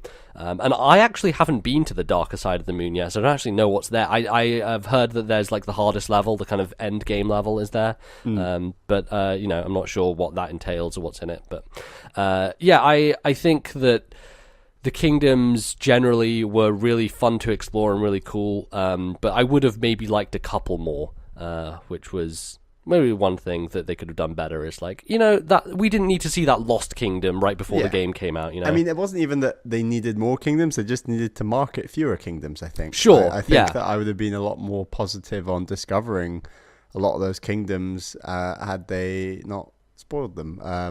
And yeah, it would have been quite easy to not spoil them. I don't think the hype would have dropped massively had they only maybe focused on 3 kingdoms, but having the little snippets into lots of the other ones was maybe a mistake.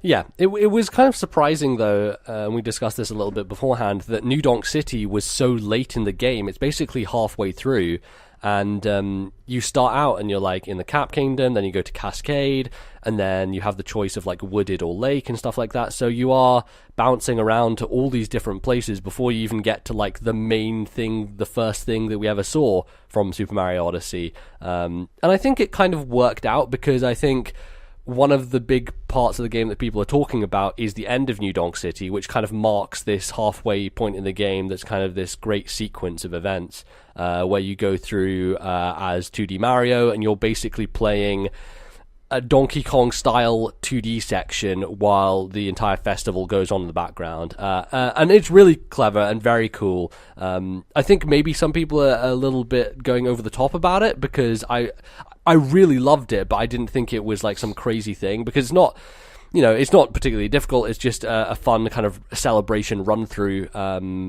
don't know. How did you feel about that section of the game, Bal? I loved that section. I agree some of the hype might have been a little overdone, but what I loved about it was the actual lore and the idea of it. Whereas it's like I'm Mayor Pauline, and this is how we celebrate like the founding of our city, and when you think about it, it's like she's being saved from decay. Like that's a really cool idea, and that's how like she became prominent and became mayor. And like I like that there's a bit of lore behind Mario, and maybe they could have even gone further and done like a cutscene that had a 3D rendition, perhaps, of her being saved by Mario in the past. I don't know, but there's something really cool about that idea that it's the actual historical story of that city, and then to sort of celebrate that in like a celebration or whatever was a cool idea. I mean, they lean into nostalgia a lot in this game. Generally, it's a very callback oriented Mario game where we see nods to loads of different things here and there. But I think this is one of the more like direct references, especially when you are going left and right and jumping over barrels, and then you knock Donkey Kong down off of his perch. It's almost like akin to, you know how people say that Mario 3 is a stage play because they have the curtains and everything. Yeah.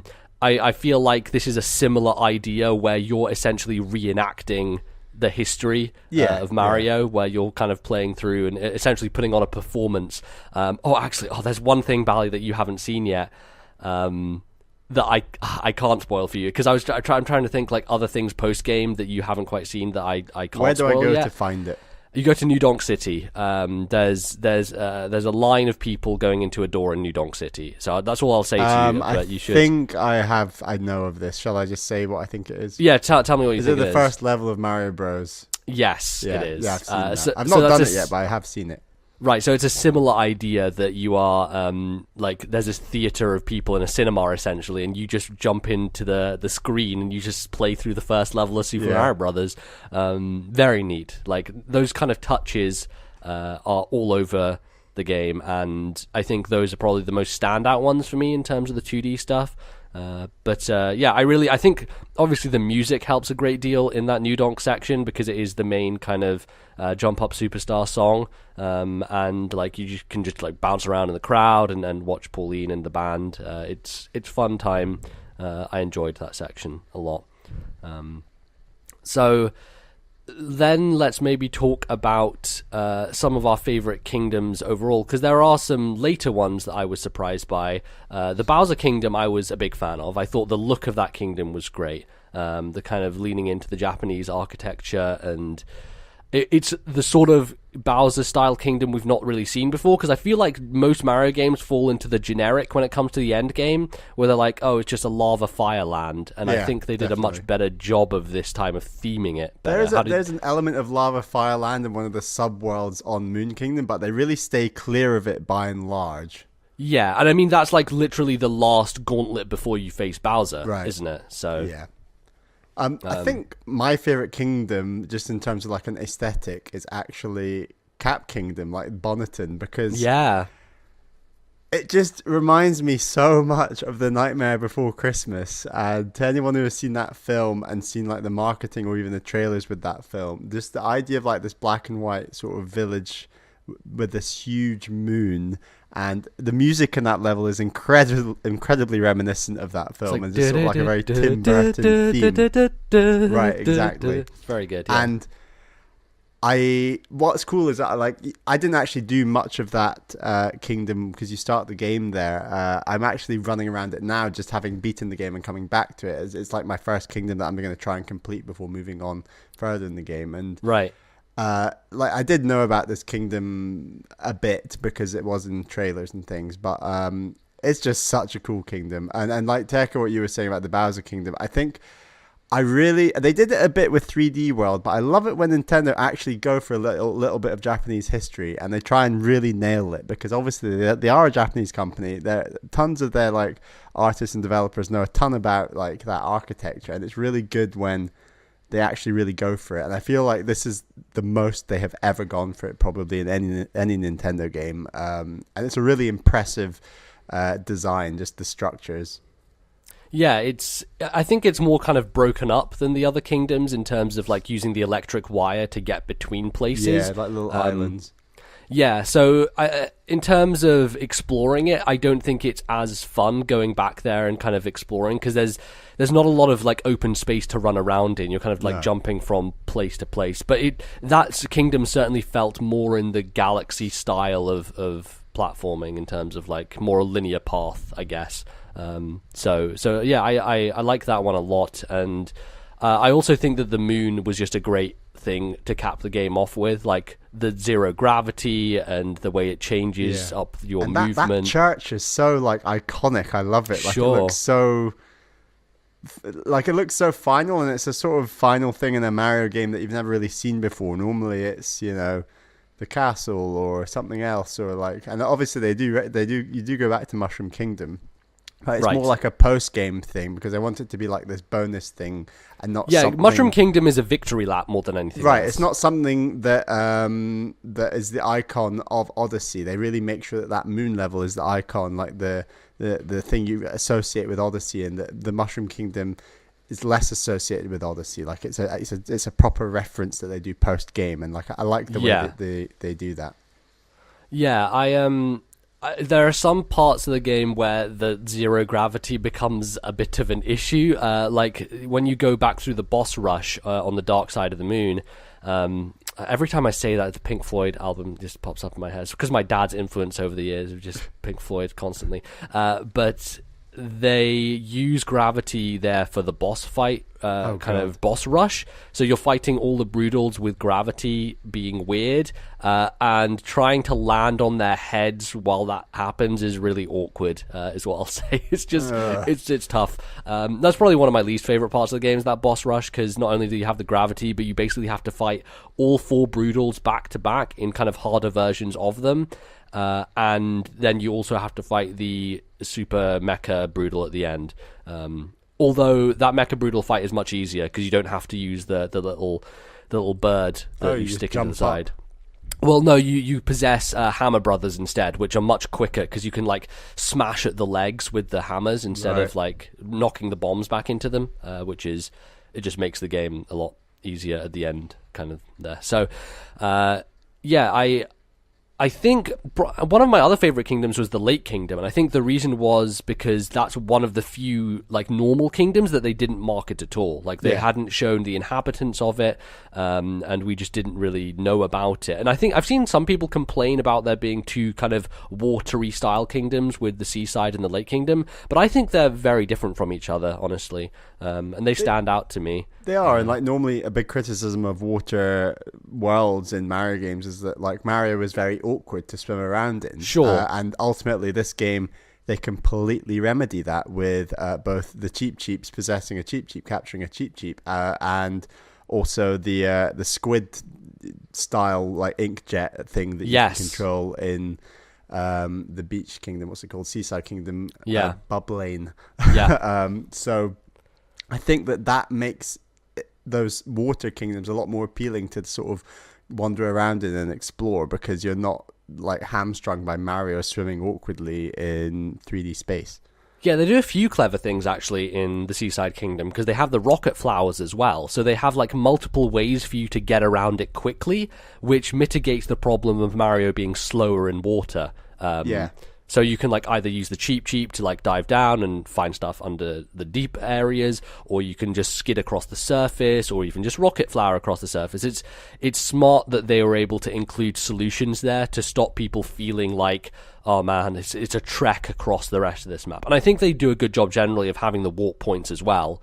Even though the maps are relatively small, it's useful to have those warp points. There's certain moons where it's easier to just go back to the warp point and try and drop down onto them, and I find that that's a good way to get around problems there. So yeah, I enjoyed. I think if I'm talking about my favorite kingdom, I still really love New Donk City. Honestly, I think it's just really fun to run around that place. Just the whole idea of Mario being able to wall jump between buildings, and there's a lot of movement options there too, because you can bounce off taxis, you can attach yourself to the little poles that fling Mario across the area. Like there's a lot of kind of good platforming tools in New Donk City. Those electricity cables going up the sides of buildings, you can just really quickly get up them. Yeah, so, and also if you go to the top of like the highest tower, then you can basically jump off and get anywhere you want to anyway. So yeah, do you have a kingdom that stands out to you as the one you enjoyed spending time in the most? I'd probably say New Donk as well. It's a lot of fun just to explore and, like you said, wall jumping between buildings. And then to echo you again, I do think both of the water-based levels are really cool. Like the Lake Kingdom and the Seaside Kingdom. I would say like I did not know about Shiveria, like the Snow Kingdom. And that was a nice surprising kingdom that I'm very keen to go back to and like do more of those like races. I think they showed a tiny bit of it in a trailer that like there's a little clip of Mario like hugging himself because he's freezing cold. So I knew there was going to be a snow area, but they didn't show enough of it to really spoil that place because I didn't really know what it looked like. I had no idea about the giant cloud things or the fact that the Shiverian people were these like polar bear round guys. And it's cool that there's like a warm underground area and that it's not just, you know, generic snow world, which you can argue like a lot of the outdoor parts feel maybe a bit like. Yeah, it's very difficult to get away from like a lot of traditional looking snow stuff when you're doing that, and especially because Mario games have done so much of that in the past. I remember there's a Galaxy 2 level that's very similar. There's also obviously the famous Mario 64 level with the penguins and stuff. Some of the stuff in the Galaxy games I thought was very clever with snow, where there was like fire and ice kingdom. Yes. Kingdoms, like planets, galaxies, whatever you call them. So yeah. I definitely enjoyed that, and I'm not saying they should have copied that for this game. I just thought that was an interesting take. They kind of do to an extent in Toast Arena, because you have the frozen over part of Toast Arena when you first get there. So they're still toying with that to some degree. I like Toast Arena. It's probably the biggest kingdom, I guess, out of all of them in terms of just land mass. But yeah, I didn't have a kingdom that I disliked. I think the only one I'm more negative on is the Wooded Kingdom, if only because I made it bad for myself by struggling so mightily to find the purple coins and also trying to like 100%. It's quite awkward to get around that kingdom, I'd say, in comparison to the others. It just doesn't feel like you can get where you want to very easily. The verticality is the problem there, I think, more than anything else. Like, it's quite high, so. But that eventually gets solved when you beat the game and you get the flying. What's his name? Like the yellow dragon chameleon guy who you can float around with, glide around with. It doesn't really matter, but once you've finished, he shows up in a lot more places around the kingdoms, and so you can go to like high points and basically just jump off and kind of get to where you want to. So yeah, jumping off that then, talking about capturing different enemies and different things, did you have a capture that stood out to you at all? Probably it was just such a big surprise, and I really enjoyed that boss fight and that entire world to explore using it was the squid I was talking about. It's actually called a Gushan. Okay. So like, you've got control over propelling yourself upwards, sort of vertically and horizontally, but you can hold both of them and sort of go at a 45-degree angle. Yeah. Really cool. Like the most similar thing in a Mario game, it feels like, is sort of the turbojet flood from Super Mario Sunshine, where you can sort of glide across or glide under water. It sort of felt like that, but with more control, and was just more fun in general. And I knew nothing about this capture sort of target when I started the game, and it was just such a good surprise. And that boss, the what's it called? Let me find the exact name. Octopus. The octopus boss. He's called Mollusk Lancer. Okay. So yeah, that boss fight was really cool. It's almost like a chase, that fight. It felt really. It really basically different. takes place over the entire level, which is unique. Which is quite unique, and that's what I just love about these bosses, is that you are the whole trope of like find the weak spot and hammer that weak spot 3 to 5 times. That the mechanics that you're doing to get to that weak spot and hammer on it 3 to 5 times or whatever are just completely different from any other Mario game. And just the way that you get to that point is just unique, and I love that. And there's multiple ways you can do it, because interestingly, on the big brutal fight, I was initially just trying to take out the kind of glass capsules that they're in with the bird by like hammering them with the pecker. But if you just jump out and ground pound, you hit it in one. So you much I was faster. just doing its pecking thing on the glass. Yeah. Sort of capture. But yeah, it's much faster to just ground pound. The unfortunate thing is you kind of lose your bird in the process and you have to get a new one. But it means that, like, because there were moments where I accidentally got knocked off just before I closed it. So that was an issue. And then also in Bob Lane, when his fire goes away, I jumped out of the thing and ground pounded his head instead of just like using the jet stream to hit his head. Which later on in the game, there's a remix of that boss fight, and it's over like nothing, like it's over clouds in the middle of this area, and you can't jump out of the thing. So I was like, how do I beat this boss? Because the first time I did it, I jumped out and ground pounded, and if I ground pound now, Mario's going to die and fall after I hit it. So yeah, I didn't realize you just had to use the jet stream to hit him on the head. So that's cool that there's like multiple ways of taking bosses down if you want to. Don't have to rely on the specific capture if you don't want to. I wonder if that's the case with the flower fight, because it seems like you have to use the little the sprite, the wooded sprite with the long legs to like knock into its base. Go up into it. Yeah, I imagine you probably have to use it. I don't know. It's with the way that everything is more open. I wonder if there is another approach you can take. But for me, I think one of my favorite captures was definitely the little bird in the Bowser Kingdom. Just so unique in the way that you move around. I think the thing that stood out to me most about this game was the kind of physicality that you have with not only the HD rumble, which is fantastic in all those instances of moving these different enemies around, but the way that the joystick is physically reenacting what you do on the screen. Like there's this the flicking of the joystick is the same as what Mario is attempting to do in the game, and I think that when games try to do that and implement like what we talk about with Brothers, where you're controlling the two brothers and that whole thing going on. Exactly, the very kind of direct one-to-one nature of the controls and the way that works in Symphony with the game. So not only using the bird to like flick itself around, but also like in New Donk City on the poles, just flicking Mario off those poles always felt so good because you were like doing the direct physical action that was also being replicated in the game. And yeah, I just love what they do with that stuff. It's that bird is just very clever, and there's some really tough like purple coins you have to get by like going down the back of buildings.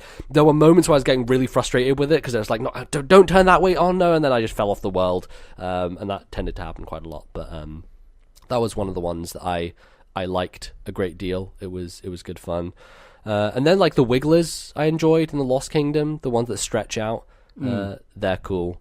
Although there's no sort of ultimate boss fight using those, unlike the other ones you described. Yeah, that's kind of unfortunate. Because it seems like every world is built around at least one core capture target. Like in Luncheon Kingdom, it's the fireball guy, and know that capture target then links to a boss fight. In most kingdoms, but not this one.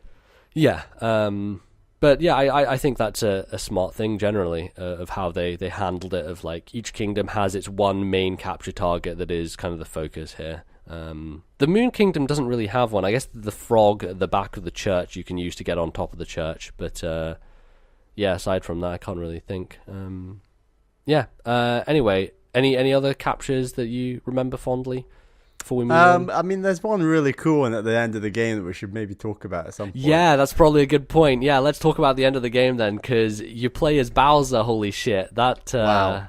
That was awesome. I wish I should have been able to put the two together and work this out, because ultimately at the end of 3D World you face Cat Bowser, and you think throughout the whole game you're like, oh, and why did I never think of that there would be a Cat Bowser? And then when this happened in this game, I was like, oh yeah, of course you're going to eventually capture Bowser. Like, why wouldn't they do that? Sure. Yeah, it makes sense when you step back from it. It's also the thing with the moon where it's like, oh, you're collecting moons. Oh, the moon is like in the sky all the time when you're going through these kingdoms. Yeah. Clearly I'm going to the moon. There is a bit of a fake out though, because you get to the end of the Bowser Kingdom and you think you're going to fight the final boss, and then it's like, nope, here's the Broodal machine, and then you go to the moon and fight Bowser. Kind of a fake out. I like that. Yeah, it's like there's more game. Yes, no, that was good. For me, I was like, oh, I'm finishing the game. I'm done it, and I'm like, oh man, I have more to go. That's an exciting thing. And the whole stuff around Bowser, I think, is well done in this game in terms of both his boss fights and that ending sequence. It's one of the better implementations, I think, in general, because I'm not an enormous fan of the Galaxy 1 Bowser fight where you're running around the sphere and you have to get him to land on the glass area to burn his tail and stuff. Like you do that too many times in that game, and it wasn't as fun. I remember you said you enjoyed the Bowser fight in Galaxy 2 more, which I probably agree with. Yeah, it's better where you're sort of you're running around planetoids and then ground pounding on planetoids that shoot the entire planet at like a giant Bowser, which because Bowser like exploded in size or whatever. I also thought the fight with Bowser at the end of 3D World was pretty cool, like the Cat Bowser thing. I can't really remember it that well. Like you're climbing up the building and Cat Bowser's like with you. I don't know. It's quite. Yeah, I think the good thing about the Bowser fights in both 3D Land and 3D World is that they are far more platforming focused, which makes much more sense for those games because they have a platforming focus to them. Galaxy and I guess 64 do as well, but not as much. And Odyssey is obviously more in that mold, so it's less about the platforming elements. I think the HD Rumble was the best when you were like punching Bowser using his hat at the end of this game. Like that HD Rumble, especially maybe on my like Pro controller, just felt so good. Like it felt so powerful. Actually, speaking of HD Rumble, can I tell you my favorite thing in this game that was the first thing that jumped out at me? When you get to the Lake Kingdom and you find the first zip. Holy fucking shit.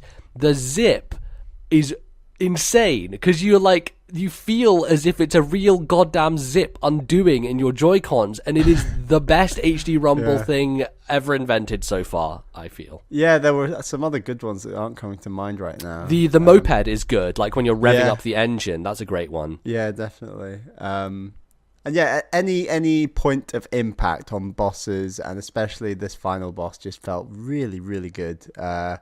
And yeah, I thought the boss fight itself was nice. It worked well. It was quite challenging to a degree. I think generally a lot of the bosses were fairly easy, and like generally it's quite an easy game to sort of beat the main game. Certainly, yeah, for sure.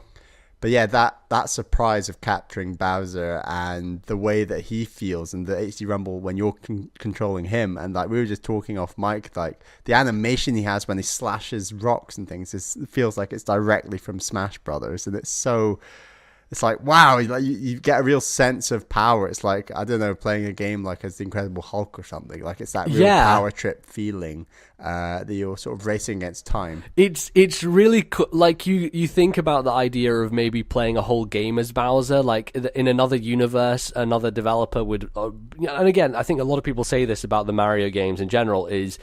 There are so many one-off mechanics that happen that most developers would build an entire independent game around, and yet Odyssey just goes from thing to thing constantly and just never, lingers or stays on one idea. It's always moving. And so controlling Bowser is one of those things where it's like, yeah, you could probably make a super Bowser game at some point and have it control like this and have it feel really good.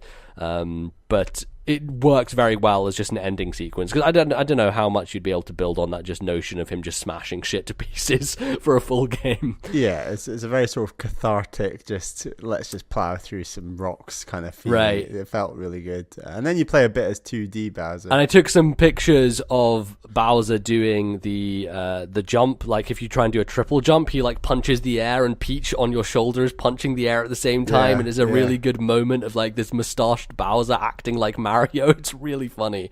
But yeah, you're saying about the 2D section too. Yeah, like that's like a nice surprise as well. And then to wrap it all off, there's just like the most anime song at the end. It's the most Sonic song it possible. Sounds so Sonic, doesn't it? And it's like, that's really nice. Like that's a really nice end to this game. I thought it was a good song. And there's only 2 vocal tracks in the entire game, but I think they come at like good moments generally. Yeah, definitely. So I thought the end boss fight, was just perfect. But that arguably wasn't the most surprising boss in the game, because there's another thing we've not talked about and you get a hint of it before you actually face it, and that's right.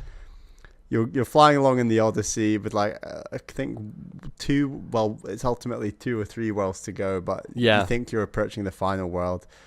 And Bowser's just flying on a dragon, and not like a Mushroom Kingdom style cartoony dragon, like a proper realistic Skyrim style dragon, like a Dark Souls fucking dragon, exactly. Basically. Oh fuck, that was crazy. Because you show up and there's that instant what the fuck is happening? Bowser's riding a dragon sort of thing. Which with the T-Rex being in the game, I don't know why I was so surprised by it, but there's something about a dragon that is just very arresting, when you see just a realistic dragon, especially because the marketing hadn't spoiled that part at all, thankfully. It just struck me, and I was like, oh, well, what the fuck? And then it blows up the Odyssey and you fall to the ground. I'm like, oh wow, that's crazy, but I hope that there's a cool kingdom coming up. And then you fall into this kingdom that literally is like Dark Souls. It's this incredibly... It's so, Mario's bright colours are so juxtaposed with the entire kingdom and the rain around you. It feels really out of place. Yeah, and the music, it's so different from anything that's been in a Mario game before. And then you go across the electric line and you fucking fight that dragon. And I as soon as that happened, I paused and was taking a billion photos, because I was like, holy shit, this is insane. This is the most ridiculous thing I've ever seen in a Mario game. Amazing. Just what an amazing moment. I really enjoyed it. And the fight's pretty fun. It's not too difficult, because I don't think any of these boss fights are too challenging. But it's just it's more of a spectacle than anything else. Yeah, and you could even argue maybe they would lose something if they were really challenging. I think that initial, wow, this boss fight is so awesome, is made stronger by the idea that these bosses aren't too difficult to fight, and I was never dying more than maybe once or twice in vast majority of them. Yeah, exactly. It was just a joy to see something that was so out of left field. And I think that's the thing that Odyssey does the best, is it just has weird stuff in it constantly. It just turns up the strangeness factor to a degree that is... I've always found that Mario is weird anyway. It's just a strange universe with a lot of different things in it that are just kind of... doesn't make sense. Yeah, exactly. But there is a degree to which Odyssey just takes that and runs with it, where it does things that no sane person would imagine any Mario game would ever have in it. Exactly. And I love that. I love the fact that they... If you're going to go for not making sense, you might as well go whole hog with it, and it's really feels like that's what they do with this game. And I'd argue that even these incredible boss fights we've talked about counterbalance maybe what I'd see as one of the larger negatives in the game, and that's obviously this repeated idea with a few of the brutal boss fights. I think they're generally more boring, weaker boss fights, but they're not interesting in any way. They're very simple, and they're fine, and I think the game does enough to counterbalance how mediocre a lot of them are. And I think that this game does that better than perhaps the Galaxy games or 3D World, where I feel like those boss fights are repeated far more in those games, because Odyssey just has these spectacular boss fights that we've been talking about that I think leave a pleasant taste in your mouth, rather than feeling a bit, the bosses were a bit of a negative of this game. Yeah. And ultimately EAD Tokyo can't shy away from their need and desire to at least repeat some of them, so you do have to fight the Brutals multiple times. It's funny how often they've repeated that. They just will never change. No, you even do that with the regular boss fights as well, because once you get to the Mushroom Kingdom, there are rooms where there are Mario 64 style paintings in rooms that are modeled after the painting rooms of Mario 64, and you jump inside the paintings and it plays the da da da da da da, and then you go into a remixed, harder version of them, right. Which I think generally are better than what they do with the Brutals, because they add different elements, like I said, with the octopus one where you're floating over nothingness, so you have to approach it in a different way than I did originally. If you have nothingness, how do you recharge the water? Oh, so it's raining constantly, so you don't actually need to recharge because the rain makes sure that I like that they have that thematic excuse to fix it. I like that. Yeah, basically. But the things they do in the Mushroom Kingdom, I think, are just absolutely brilliant. Just really, and the first time you see the Mushroom Kingdom, usually, if you've been someone who's explored a bit while you've been playing through, is you'll find the painting that comes from the Luncheon Kingdom, and you go through it, and you're like, oh shit, Mushroom Kingdom is in this game. Yeah. I don't know if I would have enjoyed it more had I not seen that painting, and at the end of the game being like, wow. A complete surprise. Yeah. Because once I'd seen that, I was like, right, it's just a matter of time before I get here. Exactly. It's a good tease, though. It's definitely a good tease. And beyond that Mushroom Kingdom, the game there's not like a whole host of surprises beyond that. There's a couple here and there, and there's stuff like Yoshi, and you were showing me a couple of other things last night. But yeah, that final kingdom surprise is, I don't know, there could have been a little more. I don't know how, though. Yeah, the things they do with the other worlds are cool, and there's certainly like that stuff in New Donk where you go to the cinema and there's the Mario thing, and there's also like the Mario letters that were spoiled in the trailer as well that you can possess and move around. There is stuff like that in other worlds, but it's not as kind of expansive as maybe you'd like it to be. They do a lot in the Mushroom Kingdom, though, that I think alleviates that problem, because it's such a love letter to everything Mario 64 does. Like the room you go into once you get the polygonal, first of all, I need to say, the first time I saw the fact that there was a costume where you are literally polygonal Mario 64 Mario, I lost my fucking mind. I was like, are you kidding me? And like, I just instantly went off to grab as many purple coins as I possibly could to just buy that as soon as possible. And then to add to that fact, there's the rooms that you can only get in with certain costumes. And the one in the Mushroom Kingdom is just amazing because it's a recreation of the courtyard area from Mario 64 with polygonal trees and everything, and the fountain in the middle. It's just so good. It looks so fucking awesome. I love that. That was just such a great thing in this game. And Yoshi on the roof was cool too, obviously, but we all knew that Yoshi was going to be on the roof. That's just, he's got to be there. And it's cool that you don't ride Yoshi, you capture Yoshi. Exactly. Like, what else would you do in this game? Of course. Because you saw, like, I tried bouncing onto Yoshi's back, and I'm like, oh, why am I bouncing off of him? I'm like, oh, wait a second. That's not what you do in this game, is it? Then you're running around as mustached Yoshi. I know. It's really good. It's really good. So... yeah, is there anything else that you want to talk about specifically in this game, Bally? I know you're gonna discover probably some more stuff when you go through and find more moons. Yeah, I've definitely got a handful of stuff to find still. I think that I was just really, really pleasantly surprised. I had very high expectations for this game, and it met those expectations, went a little bit further. I think definitely.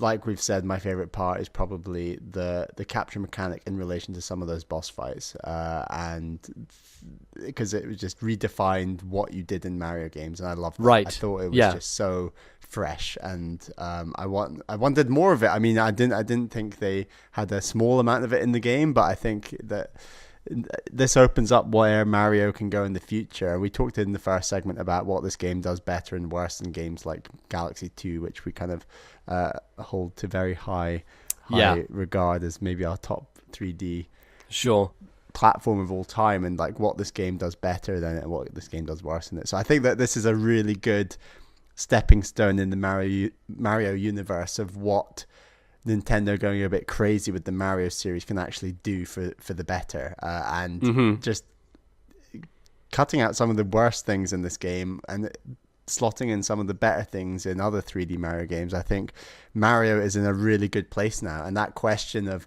where does Mario go after Mario Galaxy 2 that we were asking for a long time, I think has been really, really answered, and they've hit the nail on the head with this, because it just provides so many fresh and new ideas, and I think they just did it so well. I'm really pleased.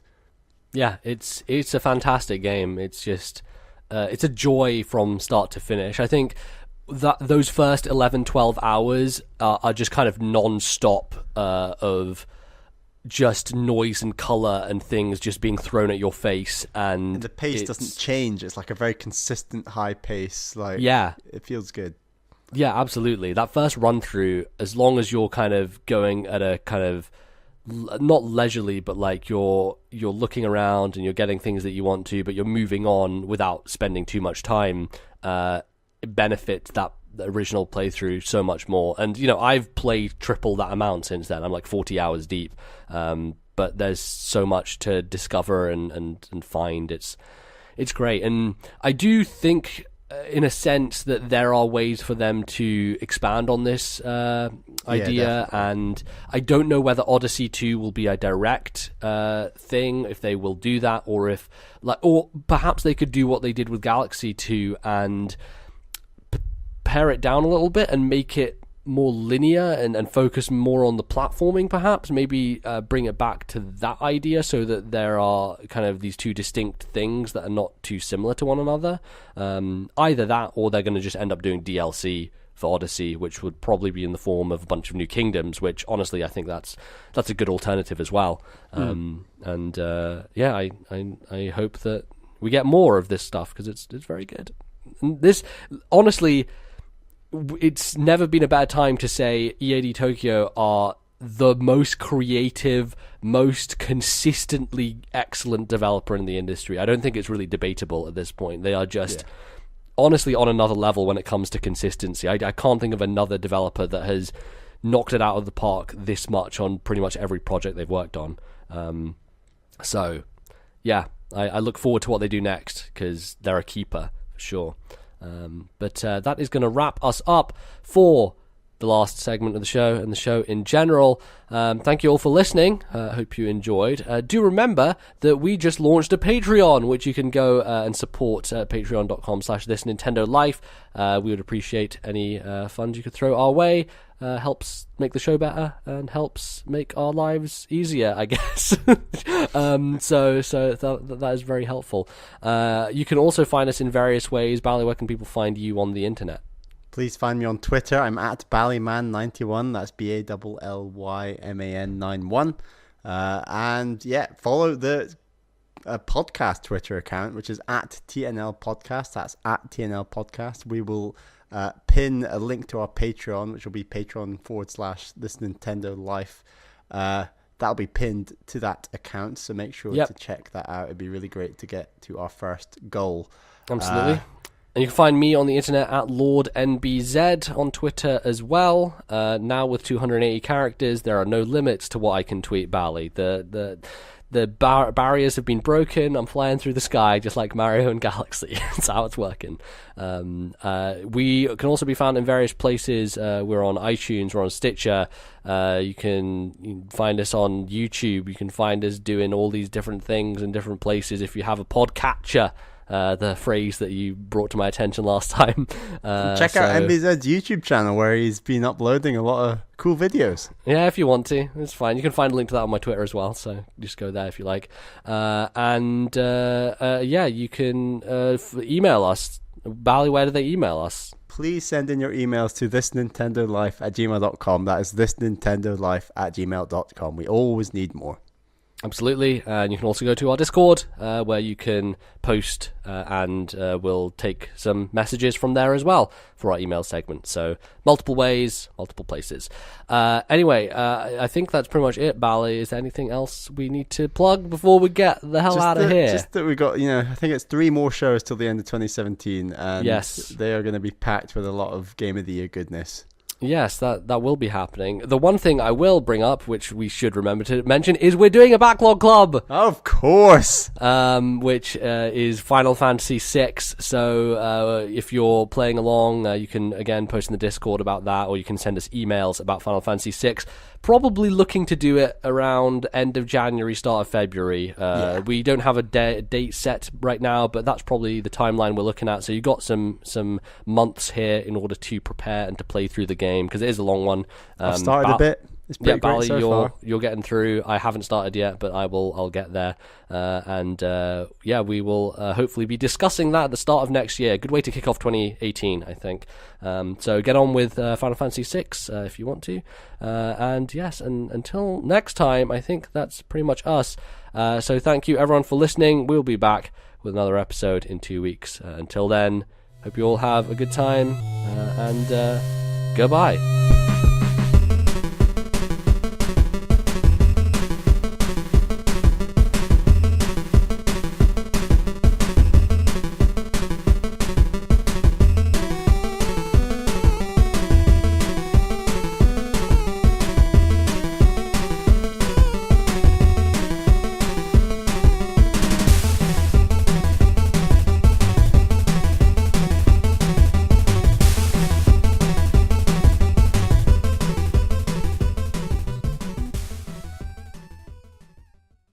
The musical interludes used on today's show were The Temple from Yono and the Celestial Elephants, copyright Neckbolt 2017, and a cover of the Cap Kingdom theme from Super Mario Odyssey, copyright Nintendo 2017.